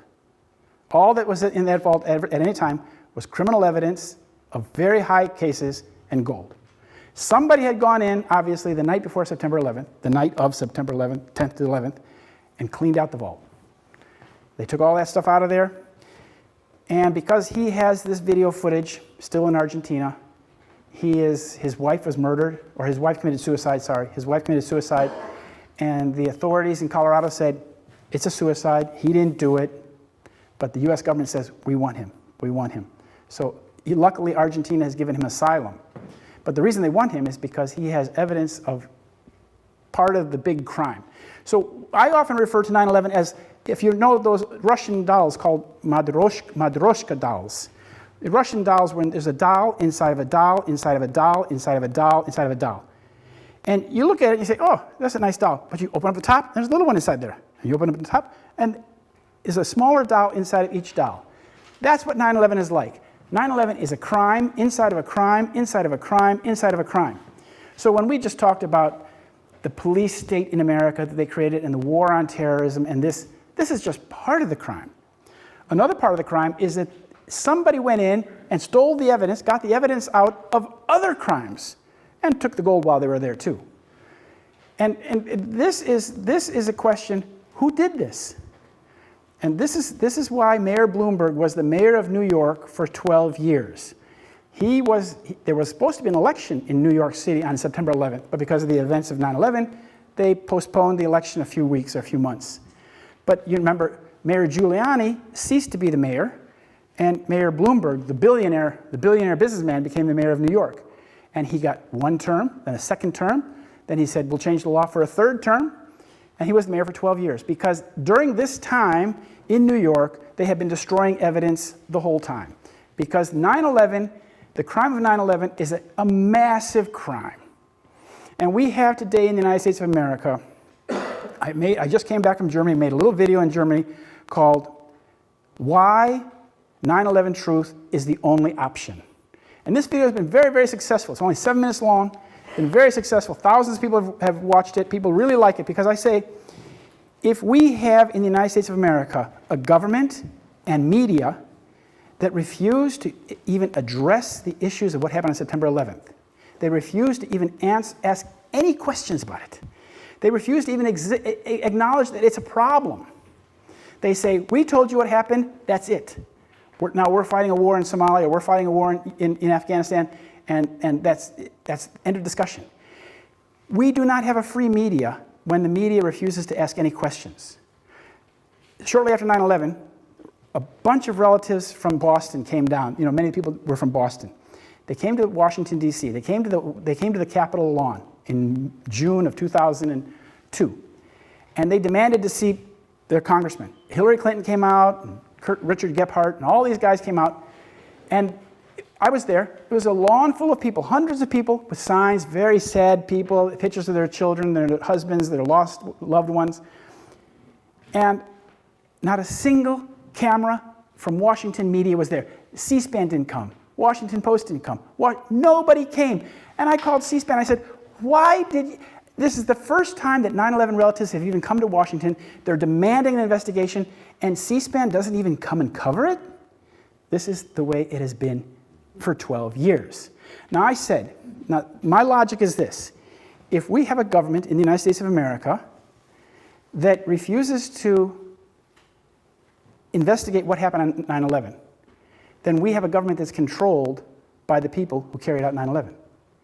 Because the only people who are being protected, in the United States of America or in the world by the ongoing cover-up are the culprits, are the people who did this. Now this is a massive crime. And the thing is the people who carried out 9/11, they knew that the media would not investigate what they did. And they were right. How did they know that? Because they own the media. They own the media. And in America, we used to have, like when I was growing up, we used to have hundreds of newspapers owned by hundreds of families. Now we have 5 companies that own all the media in the United States of America. You have somebody like Rupert Murdoch. I met Rupert Murdoch once. When he first came to America, I was a skier. And I was a ski guide, and I skied with him. And I was asking about his recent acquisitions of the Chicago Sun-Times. I was cross-country skiing in Colorado. And I was wondering, how is it that this man comes from Australia and buys up all the media in America? Maybe if any of you go to Germany, you'll know the same thing happened in Germany recently. Chaim Saban, an Israeli guy who made the Power Rangers or something, he went down to Germany and bought up a bunch of media. And usually Europeans are very careful about who they sell their media to. Germans too. Not with Chaim Saban. Chaim Saban just bought it up. ZDF, a bunch of companies, Sat.1, they belong to him now. Same thing happened in America. So we had basically 5 or 6 companies controlling all the media in the United States of America. TV, radio, newspaper. And none of them investigated 9/11. And so, for example, when they decided to go to war in Iraq, Rupert Murdoch had 160 newspapers that he owned. And every single editor of every single paper agreed on the need to go to war in Iraq. See, we have no diversity of media in America. So they knew that the media will not ask any questions about what happened on 9/11. And that's what's happened. So we have a situation where the media and the government refuse to acknowledge what happened on 9/11. They are actually continue to maintain the lie, even though we have known since 2009 of the evidence of nanothermite in the World Trade Center. Well, Osama bin Laden didn't put nanothermite in the World Trade Center. So the official story has been, the official version of what happened on 9/11 has been dead since 2009. Yet it's like a dead man walking. It keeps going, it keeps going, it keeps going. So you say, well, how can this be? How can the Americans keep getting governments that keep maintaining the lie? Well, it's because we don't have a democracy in America. We have not had a democracy in America for a long time.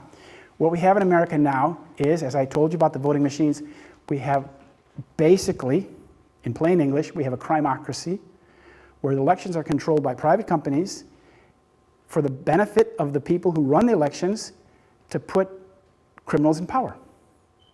So we have people like Bill Clinton. He's charming, he's nice, he's a ladies' man, people love him, but he's a criminal. When he was governor of Arkansas, there was a great deal of cocaine being brought into Mena, Arkansas. You maybe have heard the stories. That's all true. He was involved in drug smuggling. So there's this criminal element that controls America. Now we're being told, we're still 2 years away from election, but we're told that Hillary Clinton will be the next president, or Jeb Bush. As if there's only 2 families in America who become presidents. We can only have Bushes or Clintons. It's pretty soon it's going to be 35 years, and all we have is Clintons and Bushes. And you tell me, what is it about Jeb Bush that makes him presidential? Well, it's the same thing. I'm from Chicago. Obama is from my town, well, supposedly. But when I was living in Chicago, he never did anything. He was not known for anything at all. And suddenly, he got elected to the Senate because the candidate he was running against withdrew from the race. This is how Obama has always won his elections. He becomes the only candidate running. The other candidate dies, or the other candidate excuses himself because of, in the case of that election, some sexual striptease impropriety. And so Obama was running by himself. Well, as soon as he won this race where he was the only candidate, national public radio, which I call national propaganda radio, they came on the air and they said, oh, and he is so presidential. And I said, wait, he just came out of Chicago, he won an election against a nobody, and he's presidential? Then you see, that's how it works. So that the only people that can be elected in America are those who we are given. These bubbles rise to the surface. Hillary Clinton, Jeb Bush. That's who you'll choose between. That's it. There is no grassroots political movement in America where they say, we like this guy. No, it's not like that at all. And because they control the election machines, 99% of the votes in America are counted by computerized companies. The last time they had an election in Chicago, I was there. I've been digging elections for a long time. The company that was running the elections, I went behind the scenes. It was a bunch of guys from Venezuela. And I said, I just came from Venezuela. You guys are counting the votes here? Yeah. They own the company. All the votes in Chicago, in Illinois, Cook County, where I'm from, were being counted by a Venezuelan private company, accountable to no one. So this is why we have governments and media that are accountable to no one. They treat us, the people, very much the same as you're treated here, as the third sector.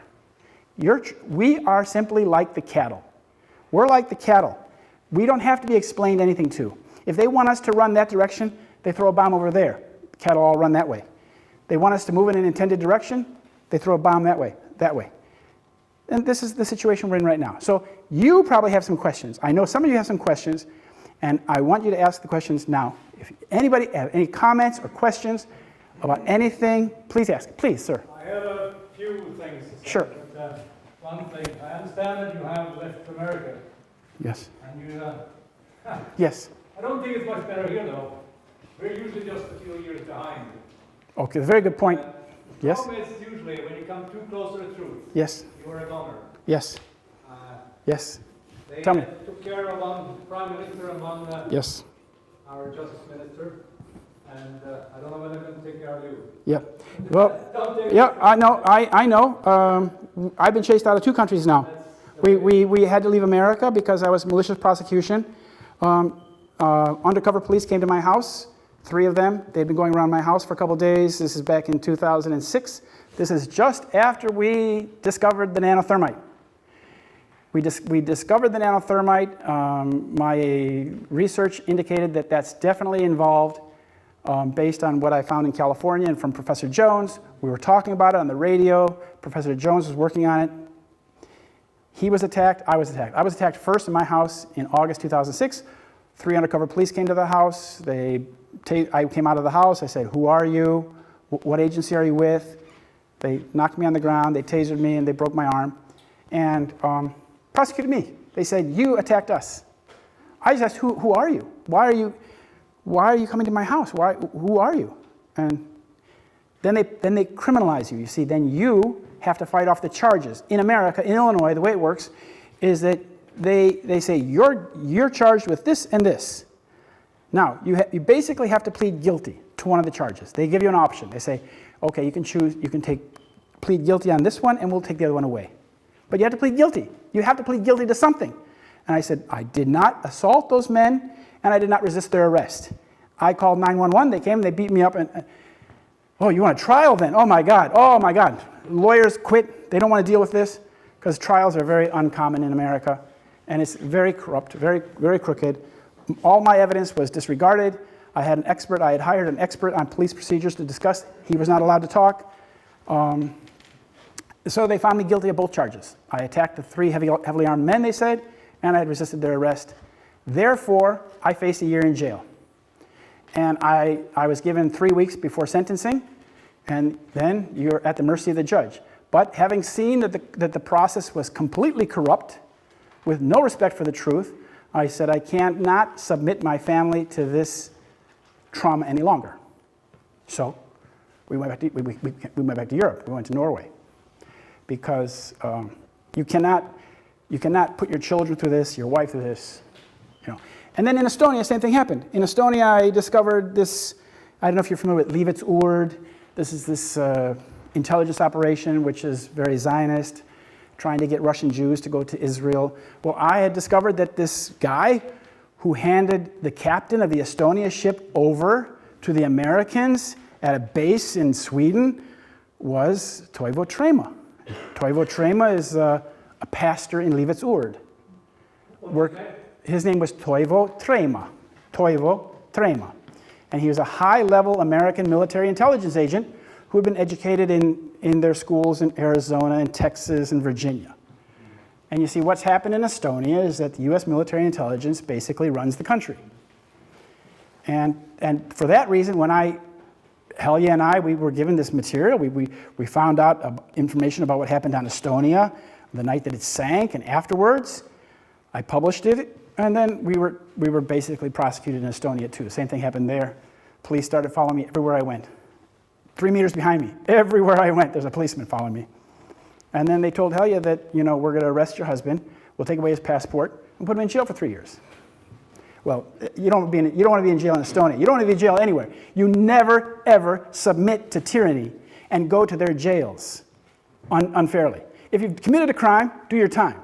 But if you're an innocent person who's being prosecuted by these corrupt people, you never give in. Yes? We did a separate event about Estonia. Because here in Sweden we have so little information about what really happened. Yes, that's because Carl Bildt is the... Because Carl, yes, of course you do. But I may very well do that, but you see, we have really been burned by the Estonia catastrophe. We had to leave Estonia in the middle of the night. We just had to pack the bags and get out. Because that's the thing, it's very traumatic. But, in Sweden, when you talk about Estonia in Sweden, it's very dangerous. It's very dangerous. It's dangerous when I'm talking about 9/11, but 9/11, I'm an American. Swedes have a lot of respect. I give Carl Bildt this much credit that he says that you have freedom of the press here. When the Israelis were involved in that organ smuggling and things like that a couple years ago, and some journalist in Aftonbladet wrote about it, Carl Bildt said, "No, I will not give in to you, Mr. Netanyahu. We have freedom of the press in our country, and we respect the right of people to say what they think." For me, that's it. Wow, that's great. I'm in the right place.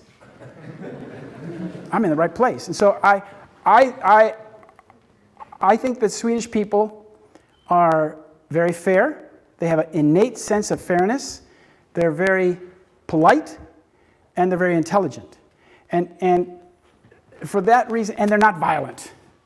And I've had too much violence in my life to, I'm afraid to go back to America, really, because it's getting more and more violent all the time. And there is nobody that stops the police or the government from killing people. They just kill people. And that's what they wanted to do with me, I'm sure. They wanted to put me in that Cook County jail, because then they would have done what they often do, is that they get somebody to beat the hell out of you. Beat the hell out of you so badly, you never think again. There's an $8 million man, an $8 billion man, Alan Stanford, a big, tall guy from Texas. Maybe you remember his bank went out of business. He owed $8 billion, disappeared from Antigua and Texas. They put him in a private jail in America.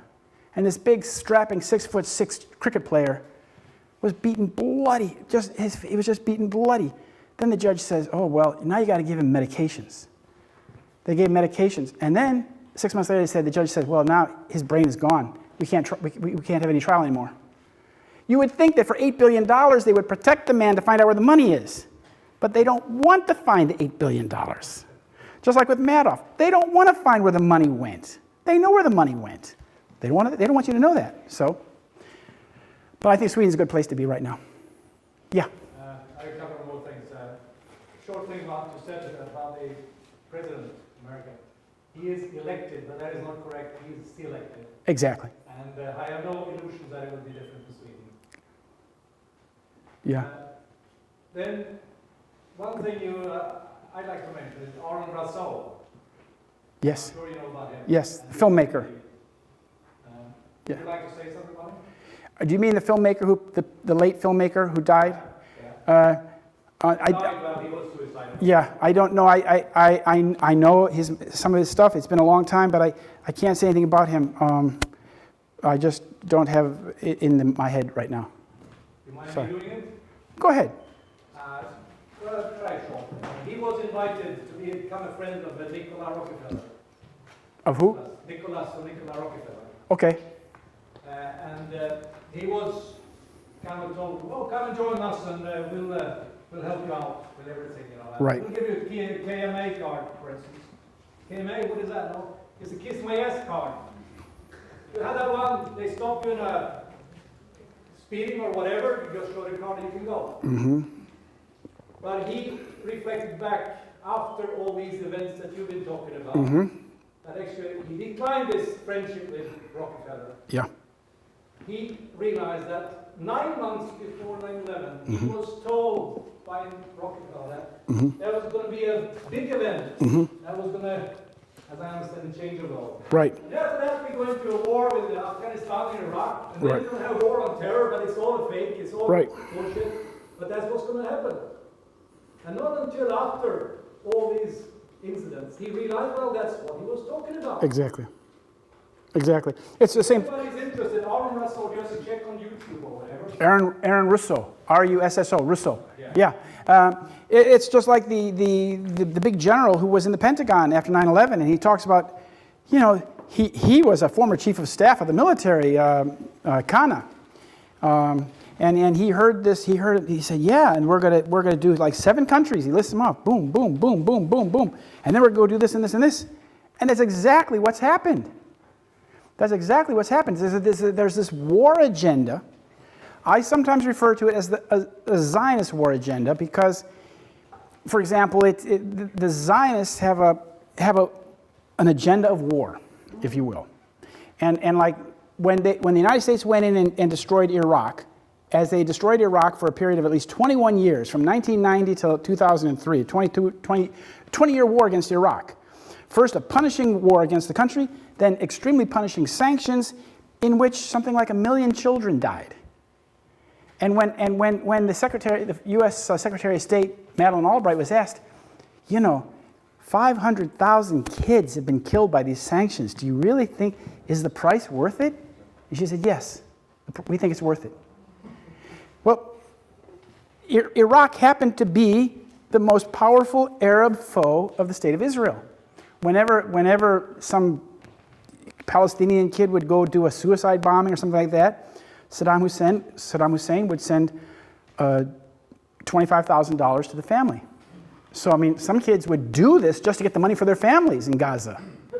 So, you know, it's terrible. It's a terrible, terrible thing. But whenever the Israelis are pushed to make peace, they react with something. And when 9/11 happened, the Israelis were being pushed towards peace. They were being pushed, being pushed. And there was some real movement towards peace in the Middle East. Then 9/11 happened. All of that went to hell. And Iraq was the country they really wanted to go to first. But for some reason, probably because of leaked information, they went to Afghanistan first. But the real target, of course, is Iran. They want to surround Iran, and they want to wage war against Iran. And they don't pretend that this is not their idea. Benjamin Netanyahu comes to the United States and speaks to the whole Congress and says, we have to go to war with Iran. We want you to do it. And congressmen get up there and applaud crazily. Yeah, let's do it. I mean, this would be World War III. Well, they didn't get that war yet. They didn't get the war in Syria they wanted. Now they're fomenting a war in Russia. It's like, has this world gone mad? And everybody knows that in the Ukraine, the so-called revolution in Ukraine was completely an American product. You had the Assistant Secretary of State, her name is Nuland, Victoria Nuland. She, you remember the leaked telephone call when she said F you about the European Union? What she said about the European Union, F you, that's not important. It's what she said before that. She said, yeah, Yats will be the guy. Yats is the guy we want to run the government. Not Klitschko, not the boxer, not the other guy. We want Yats. That was 2 weeks before the government fell. 2 weeks before the massacre of the February 22nd, 21st and 22nd, when all the people, snipers were being, but the snipers were shooting from behind in the hotel. They were shooting from behind. That means it's a false flag operation. They blamed Yanukovych, but the shots are coming from behind. That's not Yanukovych. That's false flag terrorism. Well, how is it that an American Secretary of State is dictating who will be the new government in Ukraine, and that's who becomes the government of Ukraine? And I know in Sweden you're taught that Russia is a dangerous, big country. We have to be fearful of Russia. That's what they're taught in Estonia. That's what they're taught all across Eastern Europe. In all the countries in Eastern Europe, like Estonia, where the Estonian people are taught and told, you can't have relations with Russia anymore. You have relations with New York, with London, with Stockholm, with Tel Aviv, but nothing with Russia. So they actually tore up the track between Tallinn and St. Petersburg. They teach the people in Estonia that Russia's the big bear. He's going to do something to you. Russia in the Ukraine has only tried to stabilize a situation that was made terribly unstable by the US Revolution. And they're trying to create a war, and people are falling for it. Yes? Yeah, Chris, a couple of things regarding Newland. I guess Joe Biden's son is now the CEO of a big Ukrainian oil company. I was one this wee thing. But I wanted to ask you, was there any movement about the Mossad agents, the 4 Israelis on 9/11 that were witnessed filming? Oh, yeah. You know anything more about that? That seemed to have dried up after Yeah. they were interviewed in Israel. Yeah, that's a very interesting story. He's talking about the dancing Israelis, we call them. On 9/11, there were these 5 men who were seen as the World Trade Center was burning across the river. These men were like dancing and high-fiving and clicking the lighters, you know, like, hey, yeah, we did good. And behind them, you know, 2,000 people are being cooked alive. And that's very bad taste to do something like that. And when you're surrounded by, you know, the lady saw them and she called the police. The police came, and finally, at noon, when we're driving on September 11th, we're driving back to Chicago. We're going through Pennsylvania. You know, Ted Koppel comes on the news and says, yes, this is Ted Koppel. And, you know, FBI is looking for 5 Middle Eastern men who were seen videotaping and celebrating the burning of the World Trade Center. And Middle Eastern men, Well, it turns out they were arrested that afternoon. They were Israelis. And their van was pulled over. It was one of these moving vans, you know. They were working for this Mossad company called Urban Moving System, which was a front company. The van tested positive for explosives. They had thousands of dollars tucked in socks. They had duplicate passports, and they had box cutters, all the stuff that they needed. And they had been at the World Trade Center that morning. Well, it turned out that these men were, as I said, 2 of them were Mossad agents, and the other 3 were operatives. And that was not, it ceased to be a story at that point. It was only reported in a local paper in New Jersey, and that was the end of it. New York Times didn't touch it. Mainstream media didn't touch it.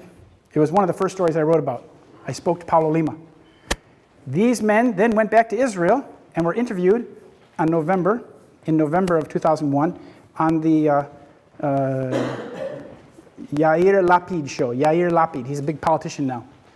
And they said on the show, yes, you understand that our country is a victim of a lot of terrorism. We were there to document the event. They said that in plain Hebrew. We were there to document the event.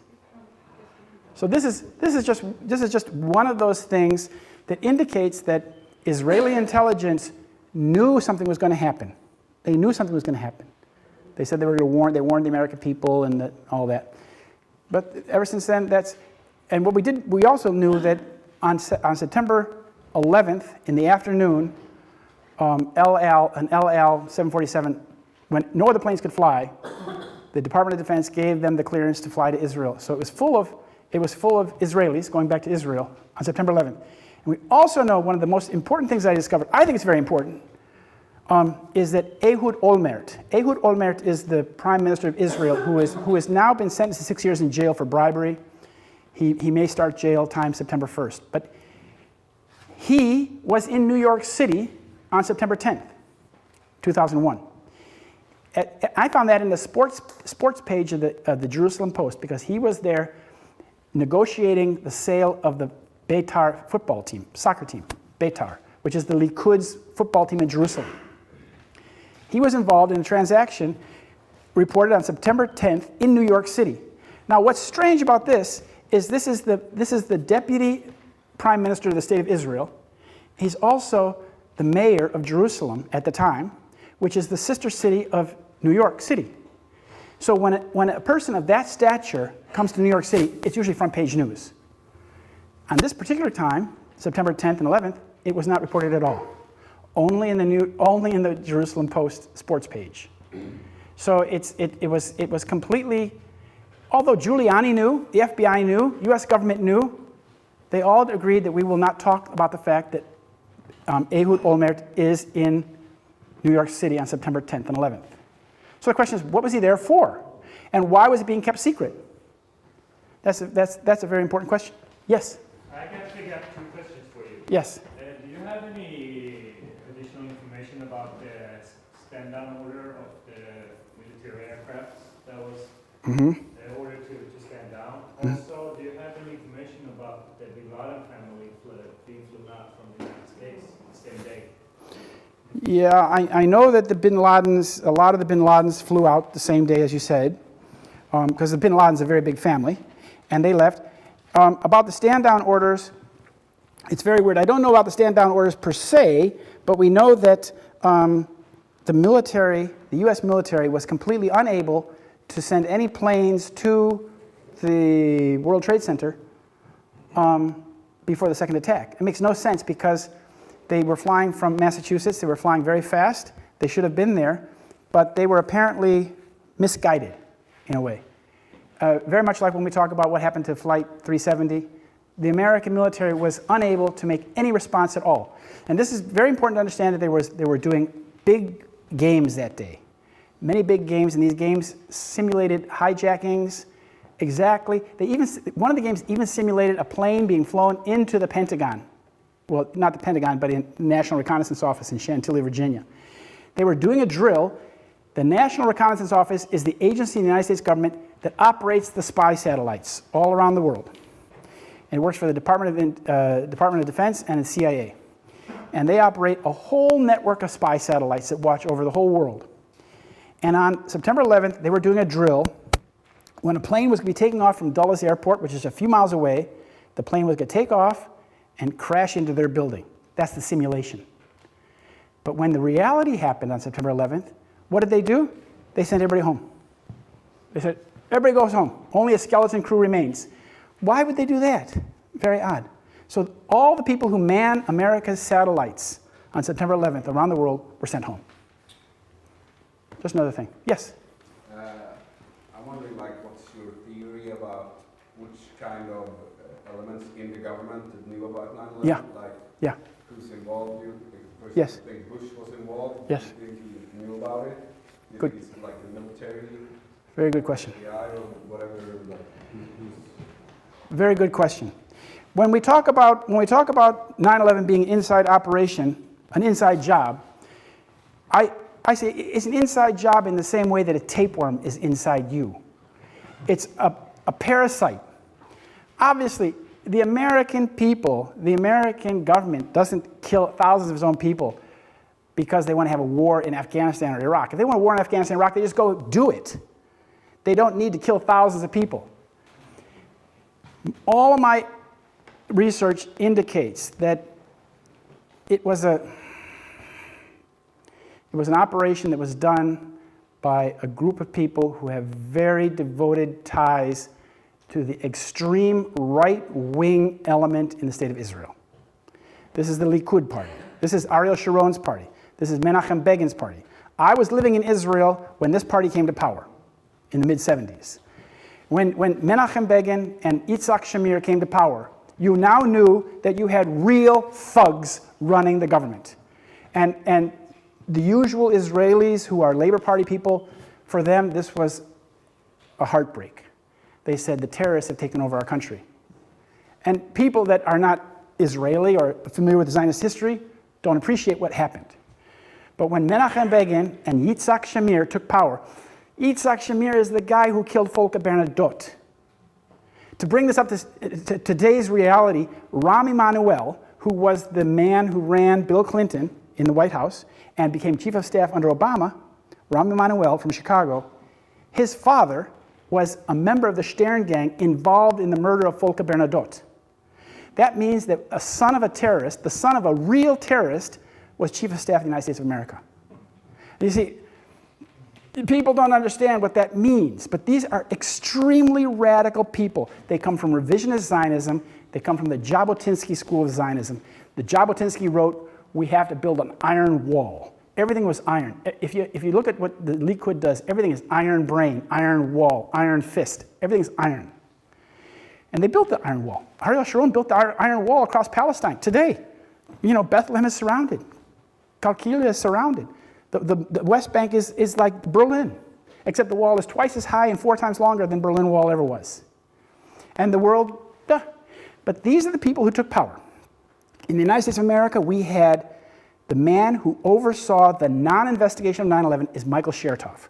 Michael Chertoff was the assistant attorney general under Ashcroft. He was responsible for the investigation of 9/11, the investigation that never happened. There was no investigation. He allowed the evidence to be destroyed. He's the guy who gave us the Patriot Act. He then became the director of Homeland Security. He then gave us all these TSA. He then sold us, he was the agent who sold us the machines that we all get x-rayed at. So I mean, his mother was a Mossad agent. His mother was involved in Operation Magic Carpet when they snuck all the Yemeni Jews to Palestine in the late 40s. And they did the same thing in Iraq. You know, in Iraq, there was a large Jewish community that didn't want to go to Palestine. You know what they did? They blew up their synagogues. Mossad. Mossad, what Mossad stands for, Mossad Aliyah Bet. Mossad was an immigration agency. Mossad was the agency to stimulate illegal immigration to Palestine. That's how it started. And so because the Iraqi Jews were very happy living in Baghdad, they didn't want to go to Palestine.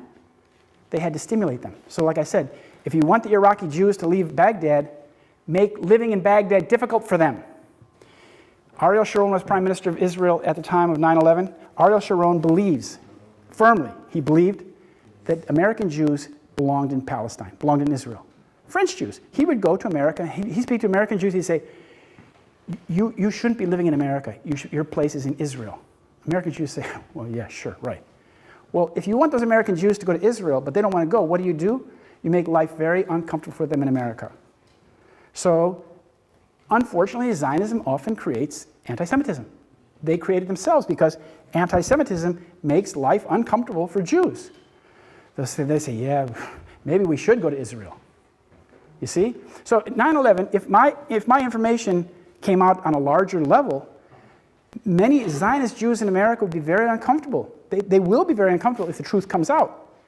Well, what is their choice then? Go to Israel. And unfortunately, the people who run Israel today are maximalist extremists. Mr. Netanyahu is a good example. And the man who ran the Pentagon, the money man at the Pentagon, was a Zvi Dov Zakhan.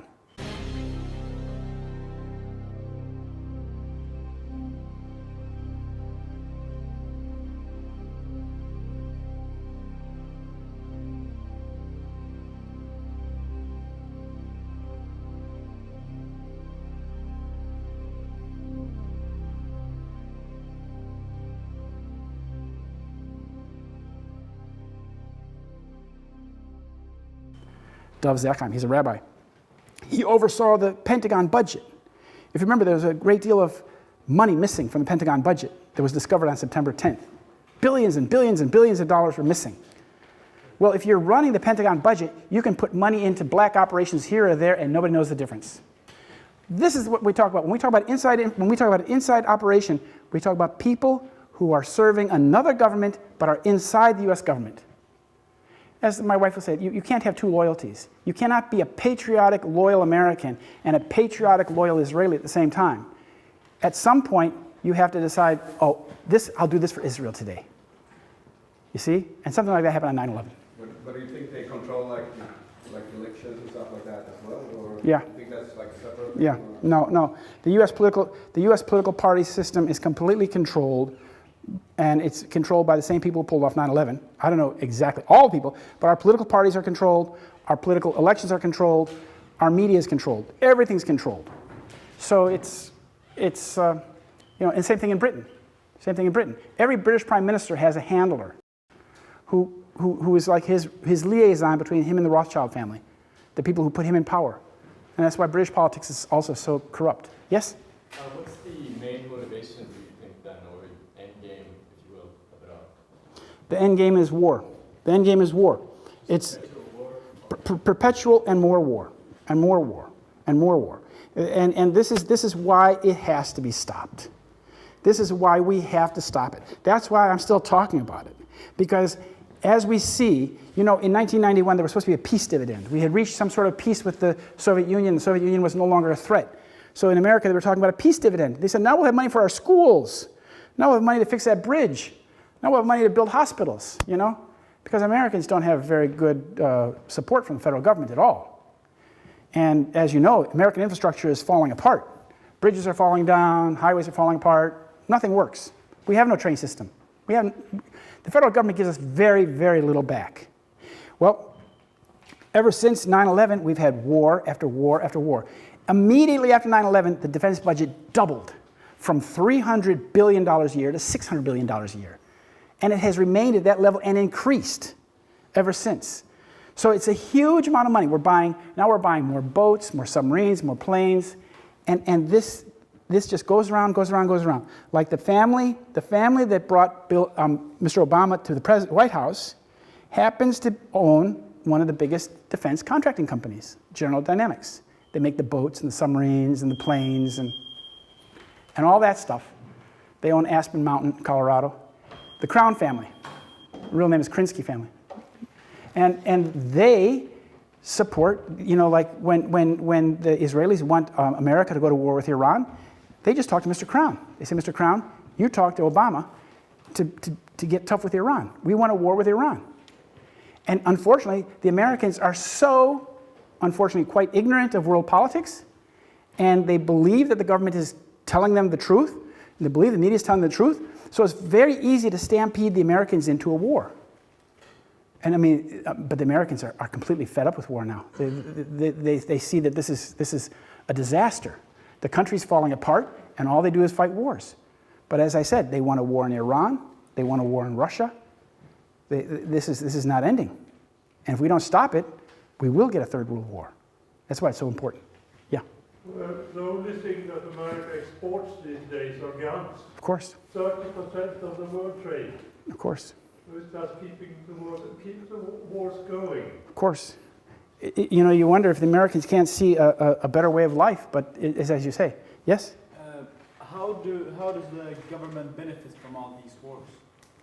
Well, who's the government? Who's the government? You see, it's the government in America is, as I say, the state is nothing more than the group of people at the top in America. They benefit, as he said, Joe Biden's son has now got an oil company in Ukraine or something like that. But it's if you want to be in power in the United States, you need to have the approval of the media and obviously the political bosses.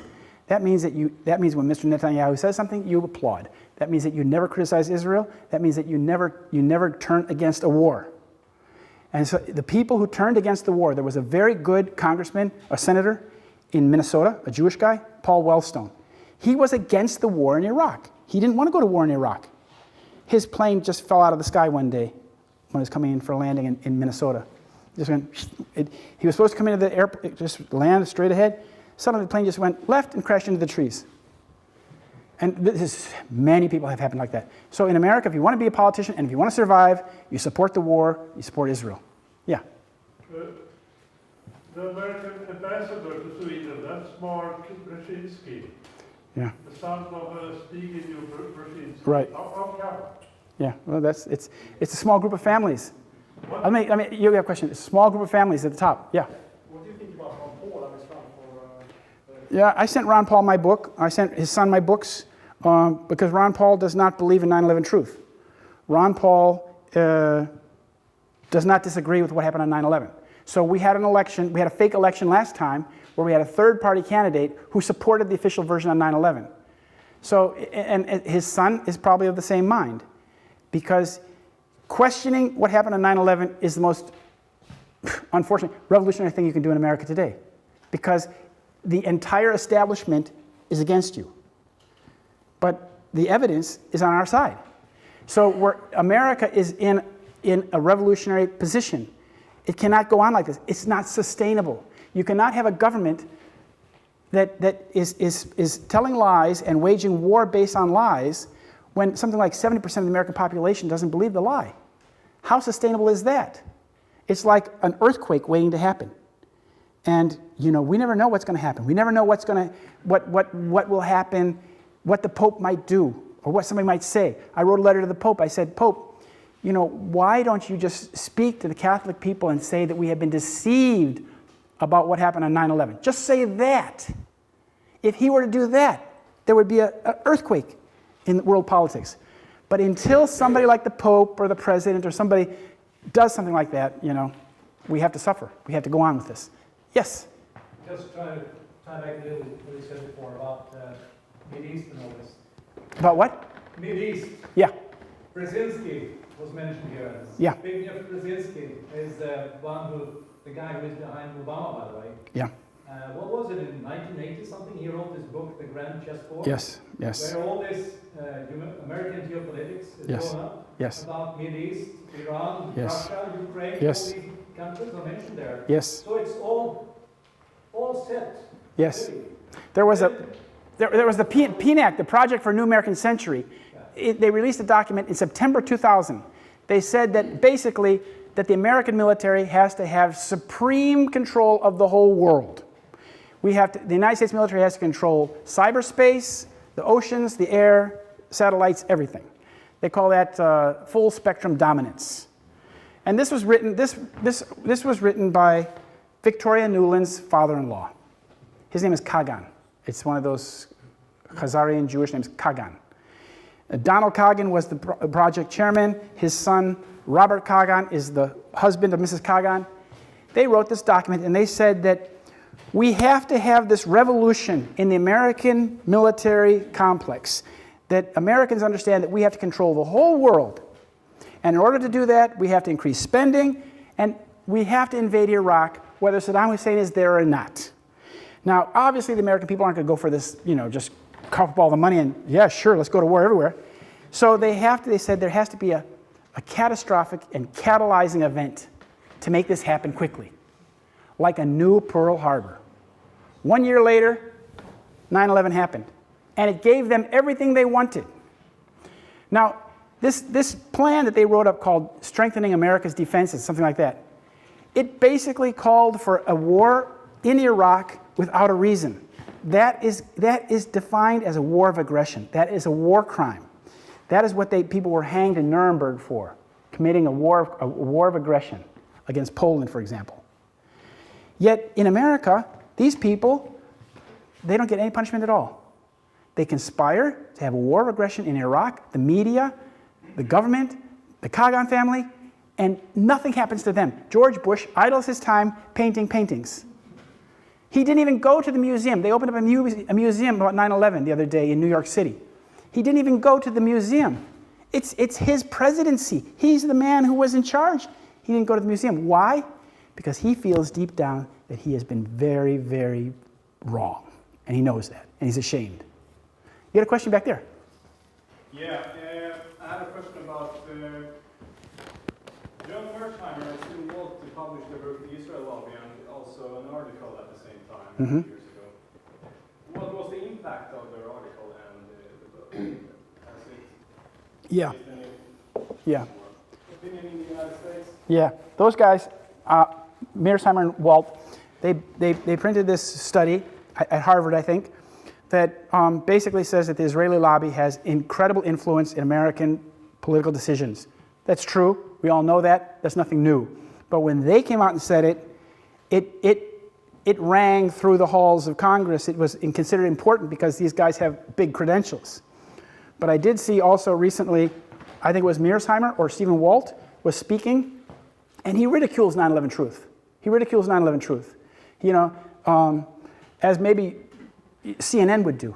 You see, the mainstream media calls me a conspiracy theorist. They say that we are, the architects and engineers, they say, is a conspiracy group. They say architects and engineers for 9/11 truth is doing what they do because they hate the government. This is ridiculous. But this is the struggle we fight. When I had a little presentation like this in Jönköping, I went to the local paper several times. I gave them information, everything. And then when I went there before the event, they wouldn't even send an editor down to talk to me anymore. And I told them, I said, look, if you don't send just even a reporter to the event, it tells me one of two things. Either you don't think that the truth of 9/11 is important, or you're controlled. Well, I don't know. The Jönköping Post is a little family newspaper, but they completely disregard it. No coverage. I was lucky. Sweden Radio, Sveriges Radio, they did a little interview with me in Jönköping on program 4, P4. And they interviewed me and let me talk, made a very nice little piece, put it out on the radio before. And then within a few days, I was attacked by a group called Expo.se, which said that, Sveriges Radio lyfte fram en antisemit, something like that they had lifted me forward. And I wrote to the Expo people, I think his name is Lehman, Jonathan Lehman, who made this accusation. And I said, Mr. Lehman, if you call me an anti-Semite, you must have evidence. You must have found something in my writing or my speaking that would tell you that I'm an anti-Semite. Please send that to me. I would like to know where you have this idea from. And secondly, if you don't, then you're simply repeating a slander that you've heard someplace else. And Sweden has laws about these kinds of things. You can't just go calling somebody an anti-Semite or a Nazi. And the guy at Expo Radio, I spoke to Mr. Pohl, he's the VD there. And he said, you're getting very excited. And I said, how would you like it if I called you a Nazi? How would you like it if I put all over the internet, Mr. Pohl is a Nazi, Mr. Pohl is a Nazi? You have to put the shoe on the other foot. He didn't say anything to that. But that's what they think. They have the right to do that. They have the right to attack Christopher Bolin, call him an anti-Semite, and that if you throw enough mud, some will stick, which is how it works. If you look in Google under my last name, which is a very unusual name, Bolin, you will find many, many defamatory comments about me. Well, how does that work? So maybe this room would have had twice as many people, but those people went to the internet. Oh, who's Bolin? No, we won't go. You see? That's how it works. If you throw enough mud at somebody, some will stick. It's an intelligence game. Any more questions? Oh, good. Yes? How do you look at the term New World Order? Oh, New World Order. It's what Papa Bush wanted. It's the New World Order is that the United States and their allies will completely dominate the whole planet, and all of the resources of the planet basically belong to the guy with the biggest arms, biggest strength, and that's what we have. It's a frightful thing, but it's what they're trying to give us now. Yes? What about the term Illuminati? I beg your pardon? What about the term Illuminati? Oh, Illuminati. Okay. The Illuminati is a group of secret society based in Ingolstadt. It was tied to the Jesuits and all that. In general, secret societies. Let's talk about secret societies, not just Illuminati.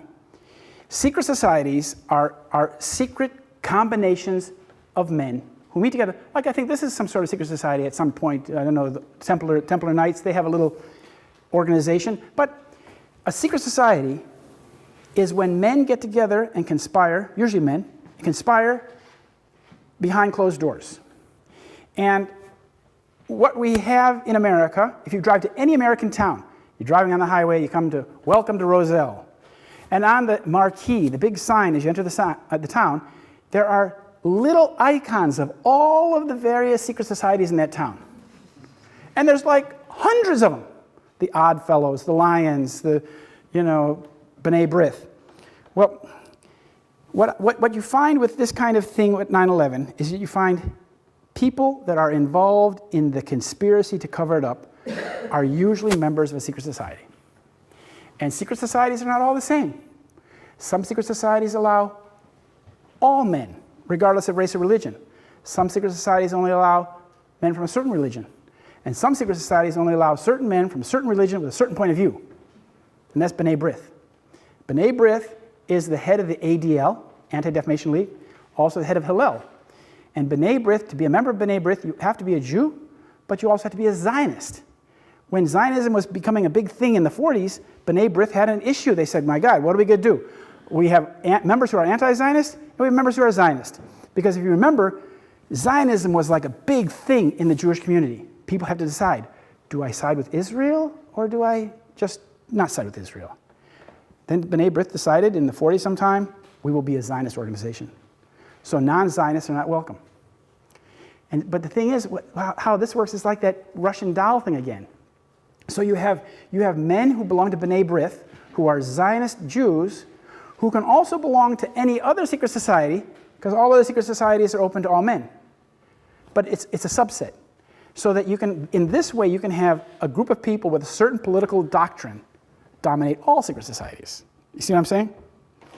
Secret societies are a bane of a democratic society. When I was in court, the judge was a member of the secret society, the clerk was a member of the secret society, the prosecutor was a member of the secret society. They were all members of the same secret society. What chance did I have? What chance do you have when they have sworn an oath, and the prosecutor, one of my supporters said, he said, you shouldn't prosecute Bolin. I forgot why, you shouldn't, Bolin didn't do anything. And the prosecutor said, I've read Bolin's work, and he's anti-Jewish. The prosecution will go on. You see? And so it's like I had offended a certain political group in the United States of America who controlled the court. And they said, we will prosecute. And so they threw out the evidence that didn't suit them. They found guilt where there was no guilt. They said, now we'll put him in jail, and then we'll have somebody beat the hell out of him. End of story. Yeah? 9/11. Yes. It's an inside job, it's a very common thing. Yes. And we can agree, I think, on that it was made up. It was a false flag thing. Yes. Who is behind it all, if you go really back into it? Yeah. You hinted it a few times here. Who's behind it all? I don't, yeah. Unspeakable.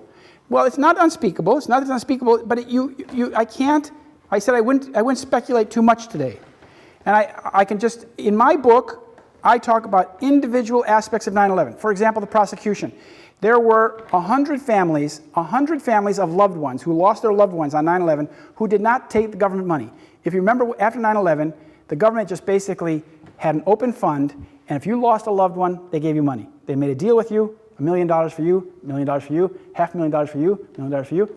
So most people said, okay, give me the money, and they signed off, they will not litigate. But there were 100 families that say, no, we want the truth. We don't want the government money. We want the truth to find out what happened to our loved one. And they sued. And they went to it was held all in the court of Alvin K. Hellerstein in New York City. Alvin K. Hellerstein is a Zionist. His son lives on the West Bank in a settlement. The real catch is that his son is a lawyer for the company that represents the company that screened the passengers on 9/11. If you remember, the people went through the checkpoints at the airports. Airport security has for a long time been in the hands of the Israelis in America. This company called International Consultants on Targeted Security, based in Holland, is an old Mossad El Al company. They give security to Europe, Schiphol Airport, Frankfurt Airport, everywhere these Israelis run security, since the 80s, if you remember. And the fact is that the judge, Alvin K. Hellerstein, is in New York. The number one defendant is this Israeli company tied to the Mossad who oversaw the passenger screening that did or did not happen that day at Boston's airport. How did these 19 Arabs get on the plane with box cutters? How did this all happen? Do we actually have photographs of these men getting on the airplanes? Et cetera, et cetera. We want to get answers to these questions. But what did Alvin K. Hellerstein do? He said, well, this Israeli company, it's just the parent company of the air, so we'll let them go home. You don't have to be here anymore. He dismissed the main defendant in the 9/11 tort litigation. And then every single family was bought off. I call it a judicial war of attrition. A war of attrition is when you just keep fighting. Then there's 99, then there's 98, 97, 90, and you wear them down. And they wore them down so that there were no more families. The last family was in Boston, the Bavis family, the hockey player. And by that point, the judge had narrowed down the case to such a fine degree that only one little question was being answered. So that's what I mean. Not only was there no investigation about 9/11, there was no litigation. In the most litigious society in the world, the United States is probably the most litigious society. They sue, they go to court all the time. Not a single 9/11 case ever went to trial. There never will be a 9/11 trial, just like there was never a 9/11 investigation. So we've been sold a complete bill of goods based on nothing but what the government decided to say what happened that day. None of it's proven, none of it. What I've showed you today, I've tried to show you evidence and proof. And if you read my books, the original articles book is full of information. And that information is what supports the thesis in my book where I say it's the deception that changed the world. And that's what it is. Any more questions? Yes? I've read that Jeb Bush has interest in a company that makes voting machines. Do you know if that's true, or do you have anything to say about that? That's very likely. That's very likely. We see that, for example, Chuck Hagel, who's now the Minister of Defense in the United States, Defense Secretary, he was also involved in the voting company ES&S, Election Systems and Software, and he was elected with this stuff. He was elected by the machines that he worked for, and now he's Minister of Defense, Secretary of Defense. So that's how it works. Anybody else? Yes, please. You said before, change the world, you said. About Yes. This, what do they want to change, and what do you believe coming in the future? Well, what they wanted to change is I told you, the Netanyahu Institute had a conference in Jerusalem in 1979 where all the European and American leaders went, like Papa Bush went there. And the Netanyahu Institute was created by his father, Ben-Zion Netanyahu, who was the executive secretary for Jabotinsky before. This is revisionist Zionism. And in Israel in the 70s, they created something in Hebrew called terror neged terror. It means terror against terror. And then they just refined that a little bit to the war on terror. And if you read Mr. Netanyahu's books, like Terrorism, How the West Can Win, in 1986, he wrote that basically we have to get the Western democracies, all of them, to engage in a war effort against the terrorists and the countries that support them. So if you remember on 9/11, before the towers even fell, Ehud Barak, the Israeli prime minister, foreign minister, and most decorated soldier in Israel, was in the BBC studio in London explaining what happened before the towers even fell. So far, we just know that 2 planes crashed into the towers. He said, well, we know who's doing this. It's Osama bin Laden, and we know where he is. And then the guy said, well, you can't be sure. Well, yes, we're sure. And now he ended it by saying, now is the time for a concrete war on terrorism. A concrete war on terrorism. That's how he finished that thing. So the Israelis, this is just like Carl Bildt with the Bug Vizier. The accident has just happened. When it's a false flag terrorism, somebody has to come forward very quickly on a huge media presence and give a plausible explanation and give the desired result. Show the people, now, okay, you've all been shocked, this is what you need to do.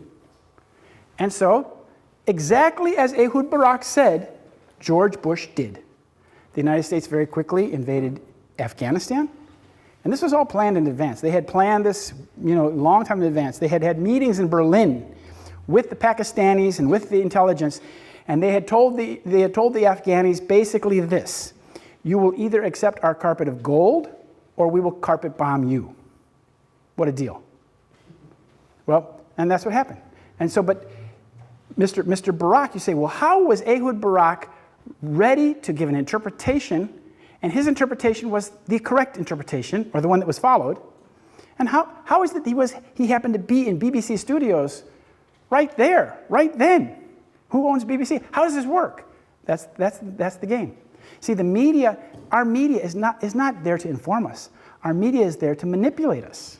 You cannot say that the American media, the US media, serves the people in any meaningful way other than to misinform them. In Sweden, it's a little bit better, but not much. Not much. In America, we have very, very offensive television. They pound it at you.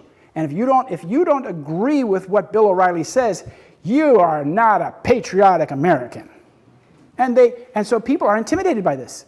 You know, they come home from work and they listen to this guy and he's telling them what they have to think.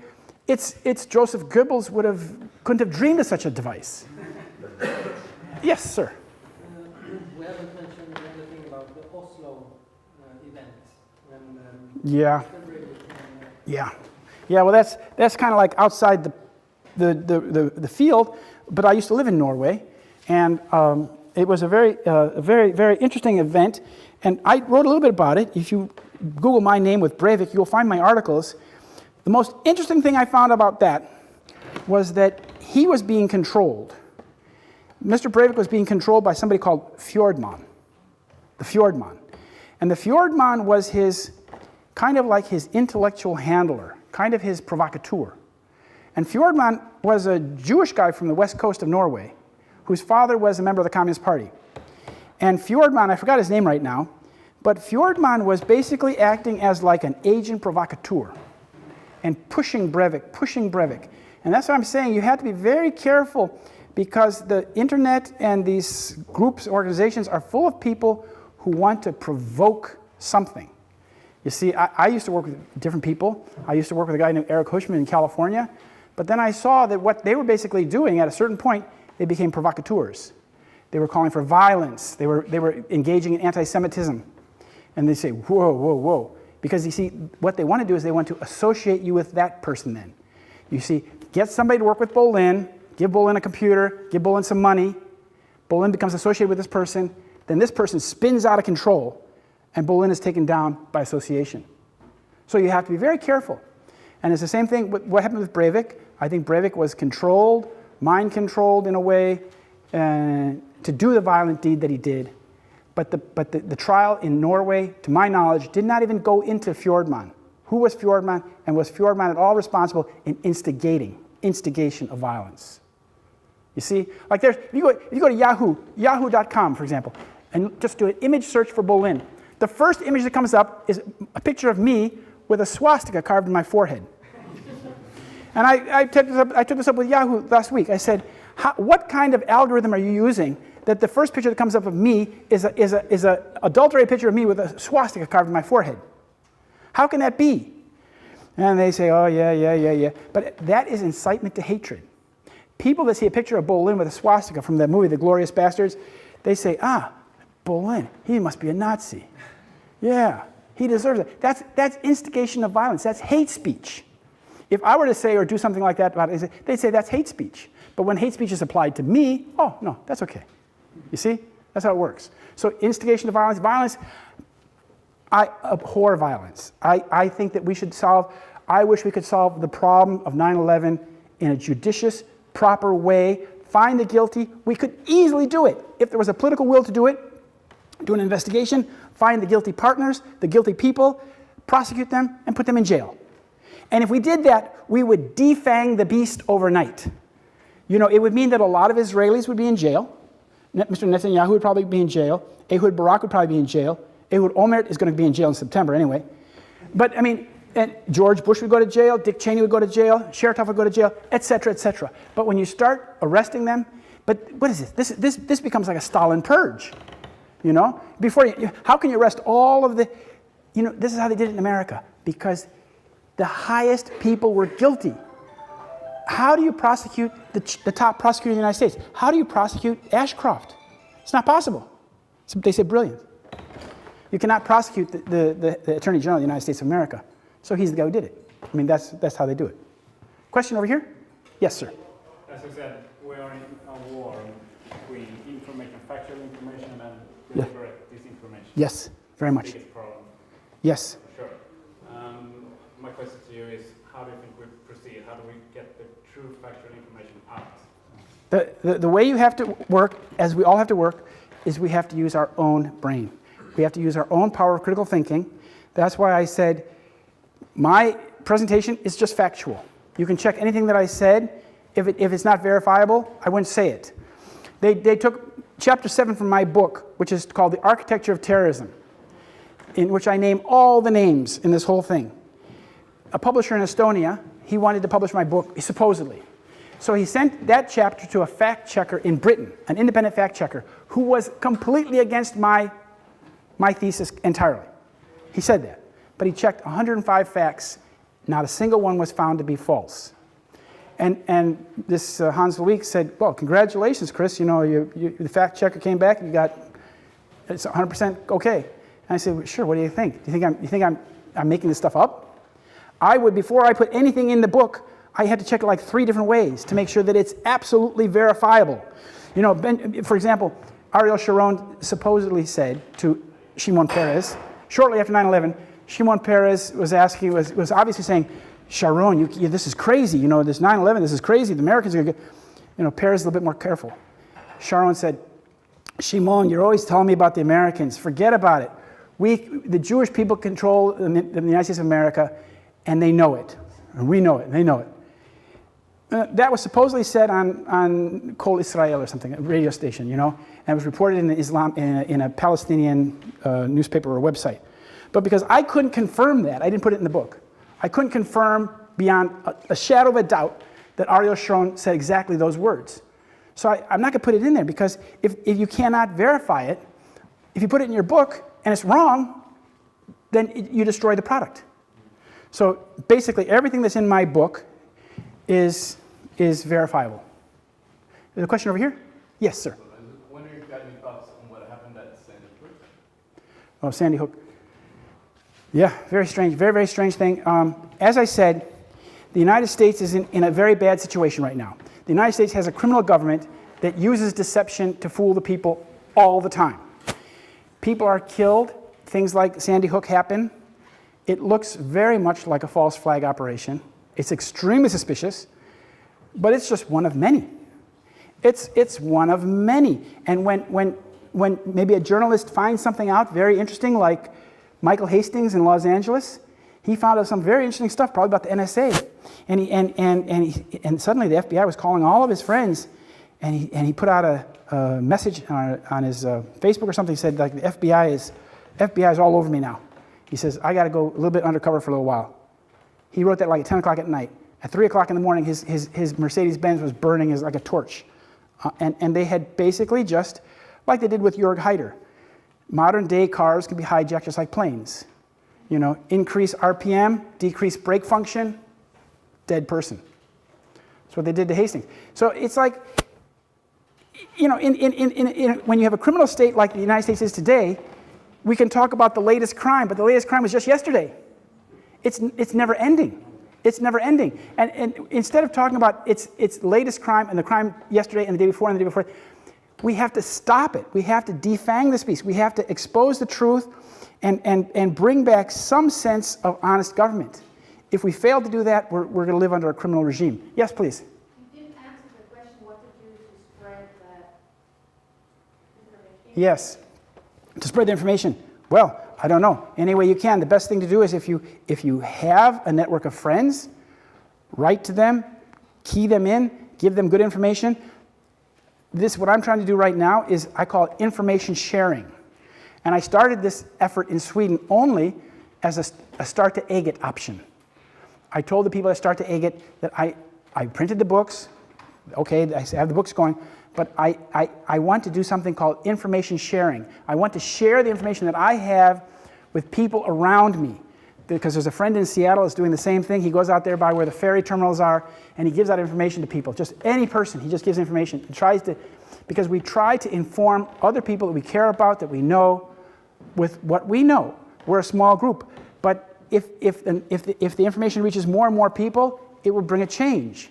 You see? And Sweden could be the catalyst to change this. Scandinavia could do it. But it requires a critical mass of people doing something. We can't just all sit back and pretend that we don't do anything. Yes, sir? They can join our förening Qui Bono. There you go. We are working with this stuff many years now, spreading information. Qui bono, va bene. That's a good idea. Who benefits? I mean, the question in their Vereningen, who benefits? Just ask that about 9/11. Unfortunately, Mr. Netanyahu revealed himself twice. On 9/11, he was interviewed. On 9/11, the towers were just fallen. He was interviewed by Stephen Bennett of the New York Times.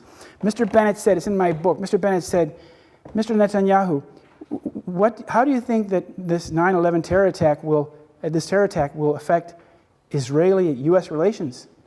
Mr. Netanyahu didn't blink for me. He said, it's very good. He said, it's very good. He said, well, it's not very good, but it will strengthen our relations because now America has suffered a kind of attack that we suffer all the time, a great bloodletting. And then about a couple years later, he's speaking at Bar Ilan University, Hebrew University in Tel Aviv, I think. And he got up there and he said exactly like this. Israel is benefiting from one thing only. It's benefiting from the attack, the 9/11 attack in the United States of America, and America's struggle in Iraq. Wait, that's two things, isn't it? The war in Iraq and the 9/11 attacks. But in his mind, it's one thing. But he said Israel's benefiting from one thing. He said it in Hebrew.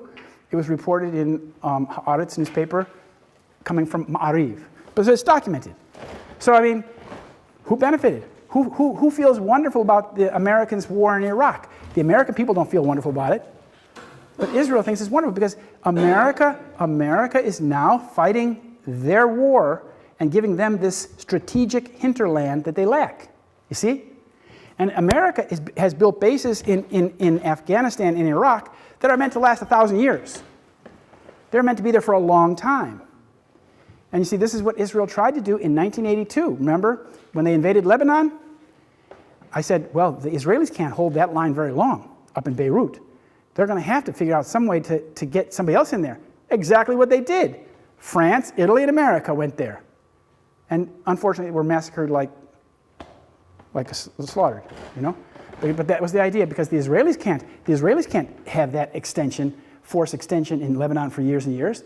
They have to get somebody else to hold the line. So they snookered Reagan. Yes, question there? Did you have a question? No. Any questions? Yes, over there.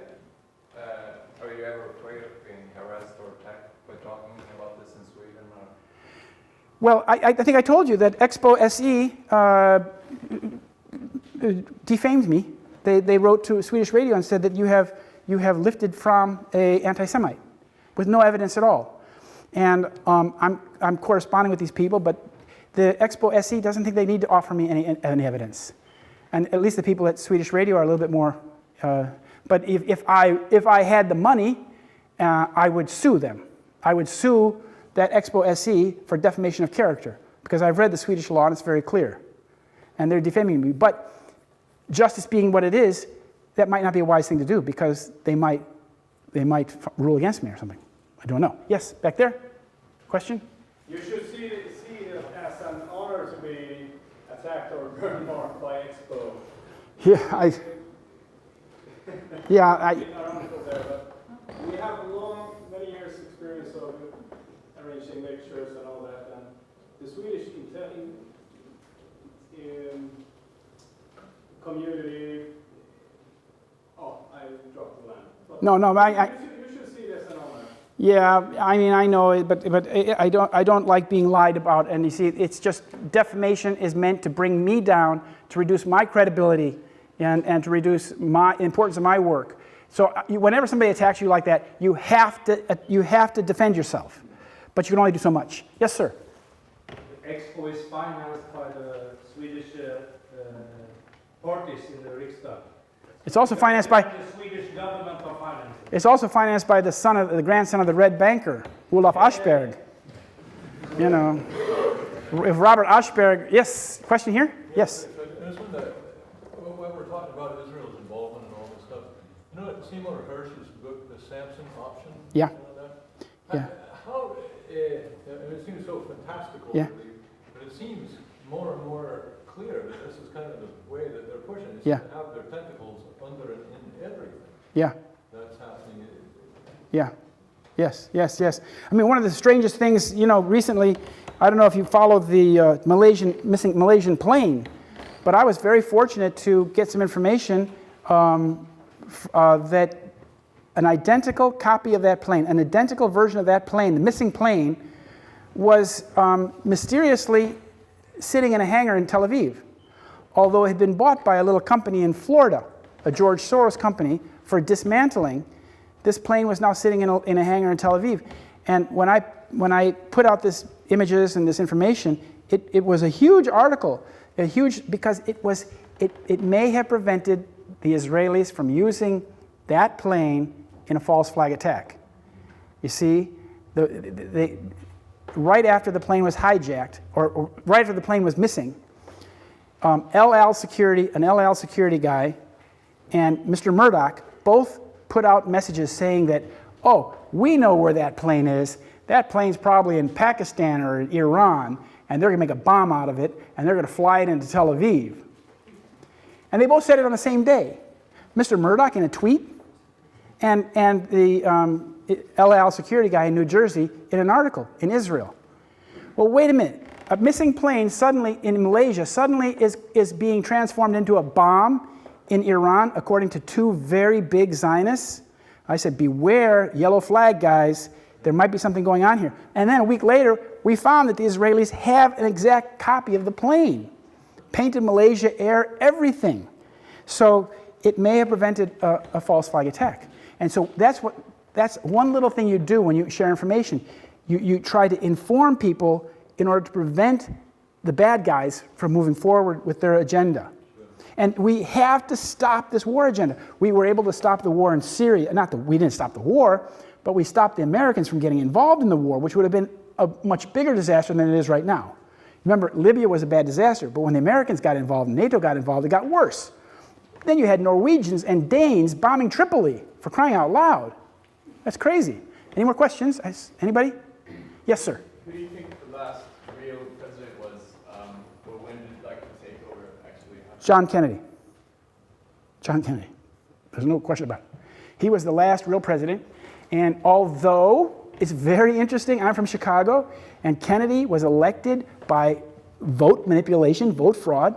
Nixon would have won the election, but Kennedy got elected by vote fraud in Chicago, and by Hollywood, a very, very strong Zionist group in Chicago who got him elected. And they say, well, why would the Zionists want to get a Catholic, an Irish Catholic, in the White House?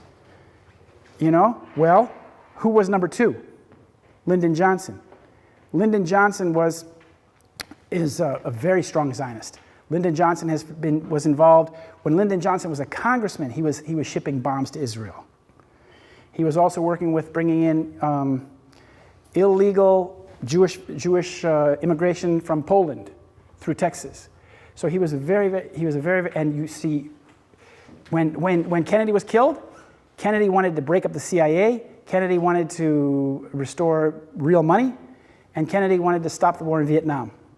As soon as Kennedy was dead, all of that was changed. We had a war in Vietnam. So from the time that I was in first grade until I finished high school, we were fighting this criminal war in Vietnam. So that's why they got him in power. Yes, sir. What do you think about, I mean, in 2 years is going to be an election in the States. Yeah. What do you think about the former Minnesota governor, Jesse Ventura? He has very little chance. Very, very, very, very little chance. He might be run, for example, as a third-party candidate, because nowadays the situation is so bad that they would do something like this. They'd give the Democrats Hillary Clinton, they'd give for the Republicans Jeb Bush, then they would give maybe Rand Paul, or they'd give Jesse Ventura as the third party. But I've been a member of the third party in America, and I see that it's completely controlled as well. It's just like a safety valve. It's like a steam valve, so that the patriotic people in America can say, here we have an option. We have this third party. We can go for that. But it never goes anywhere.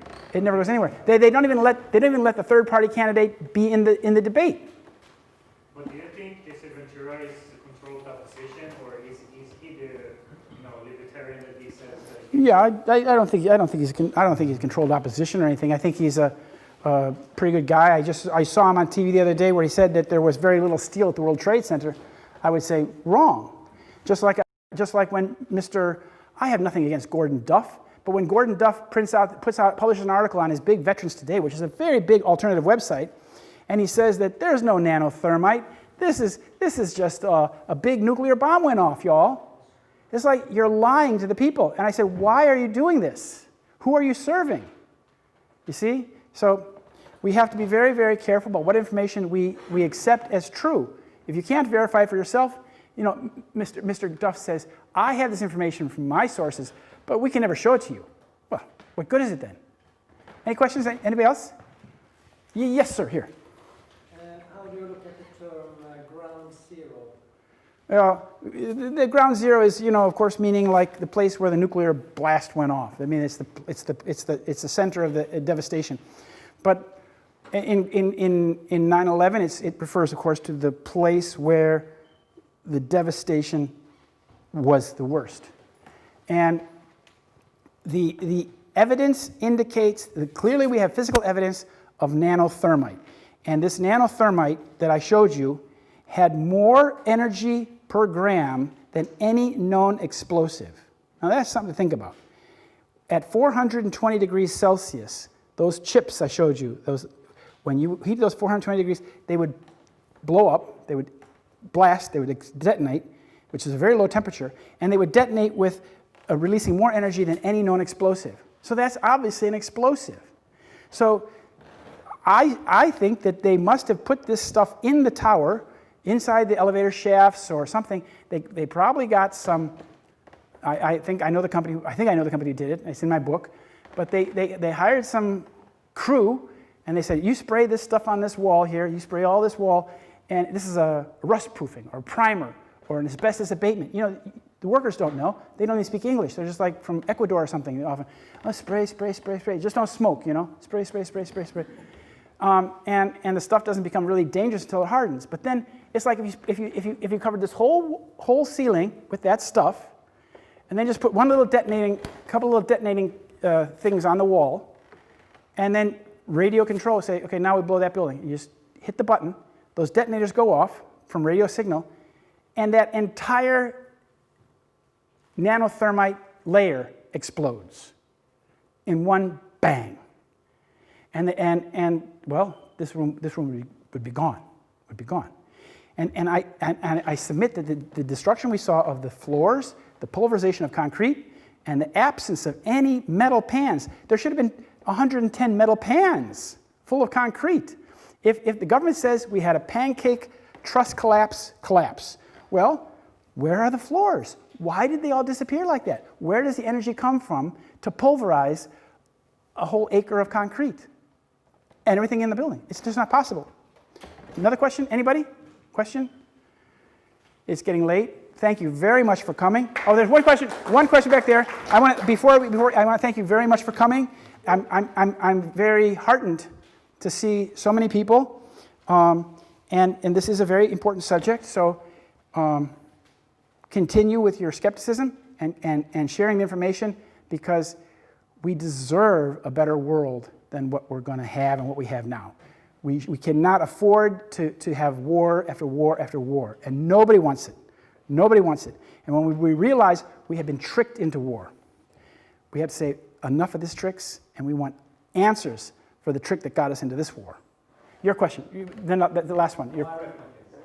Okay, thank you very much. Thank you.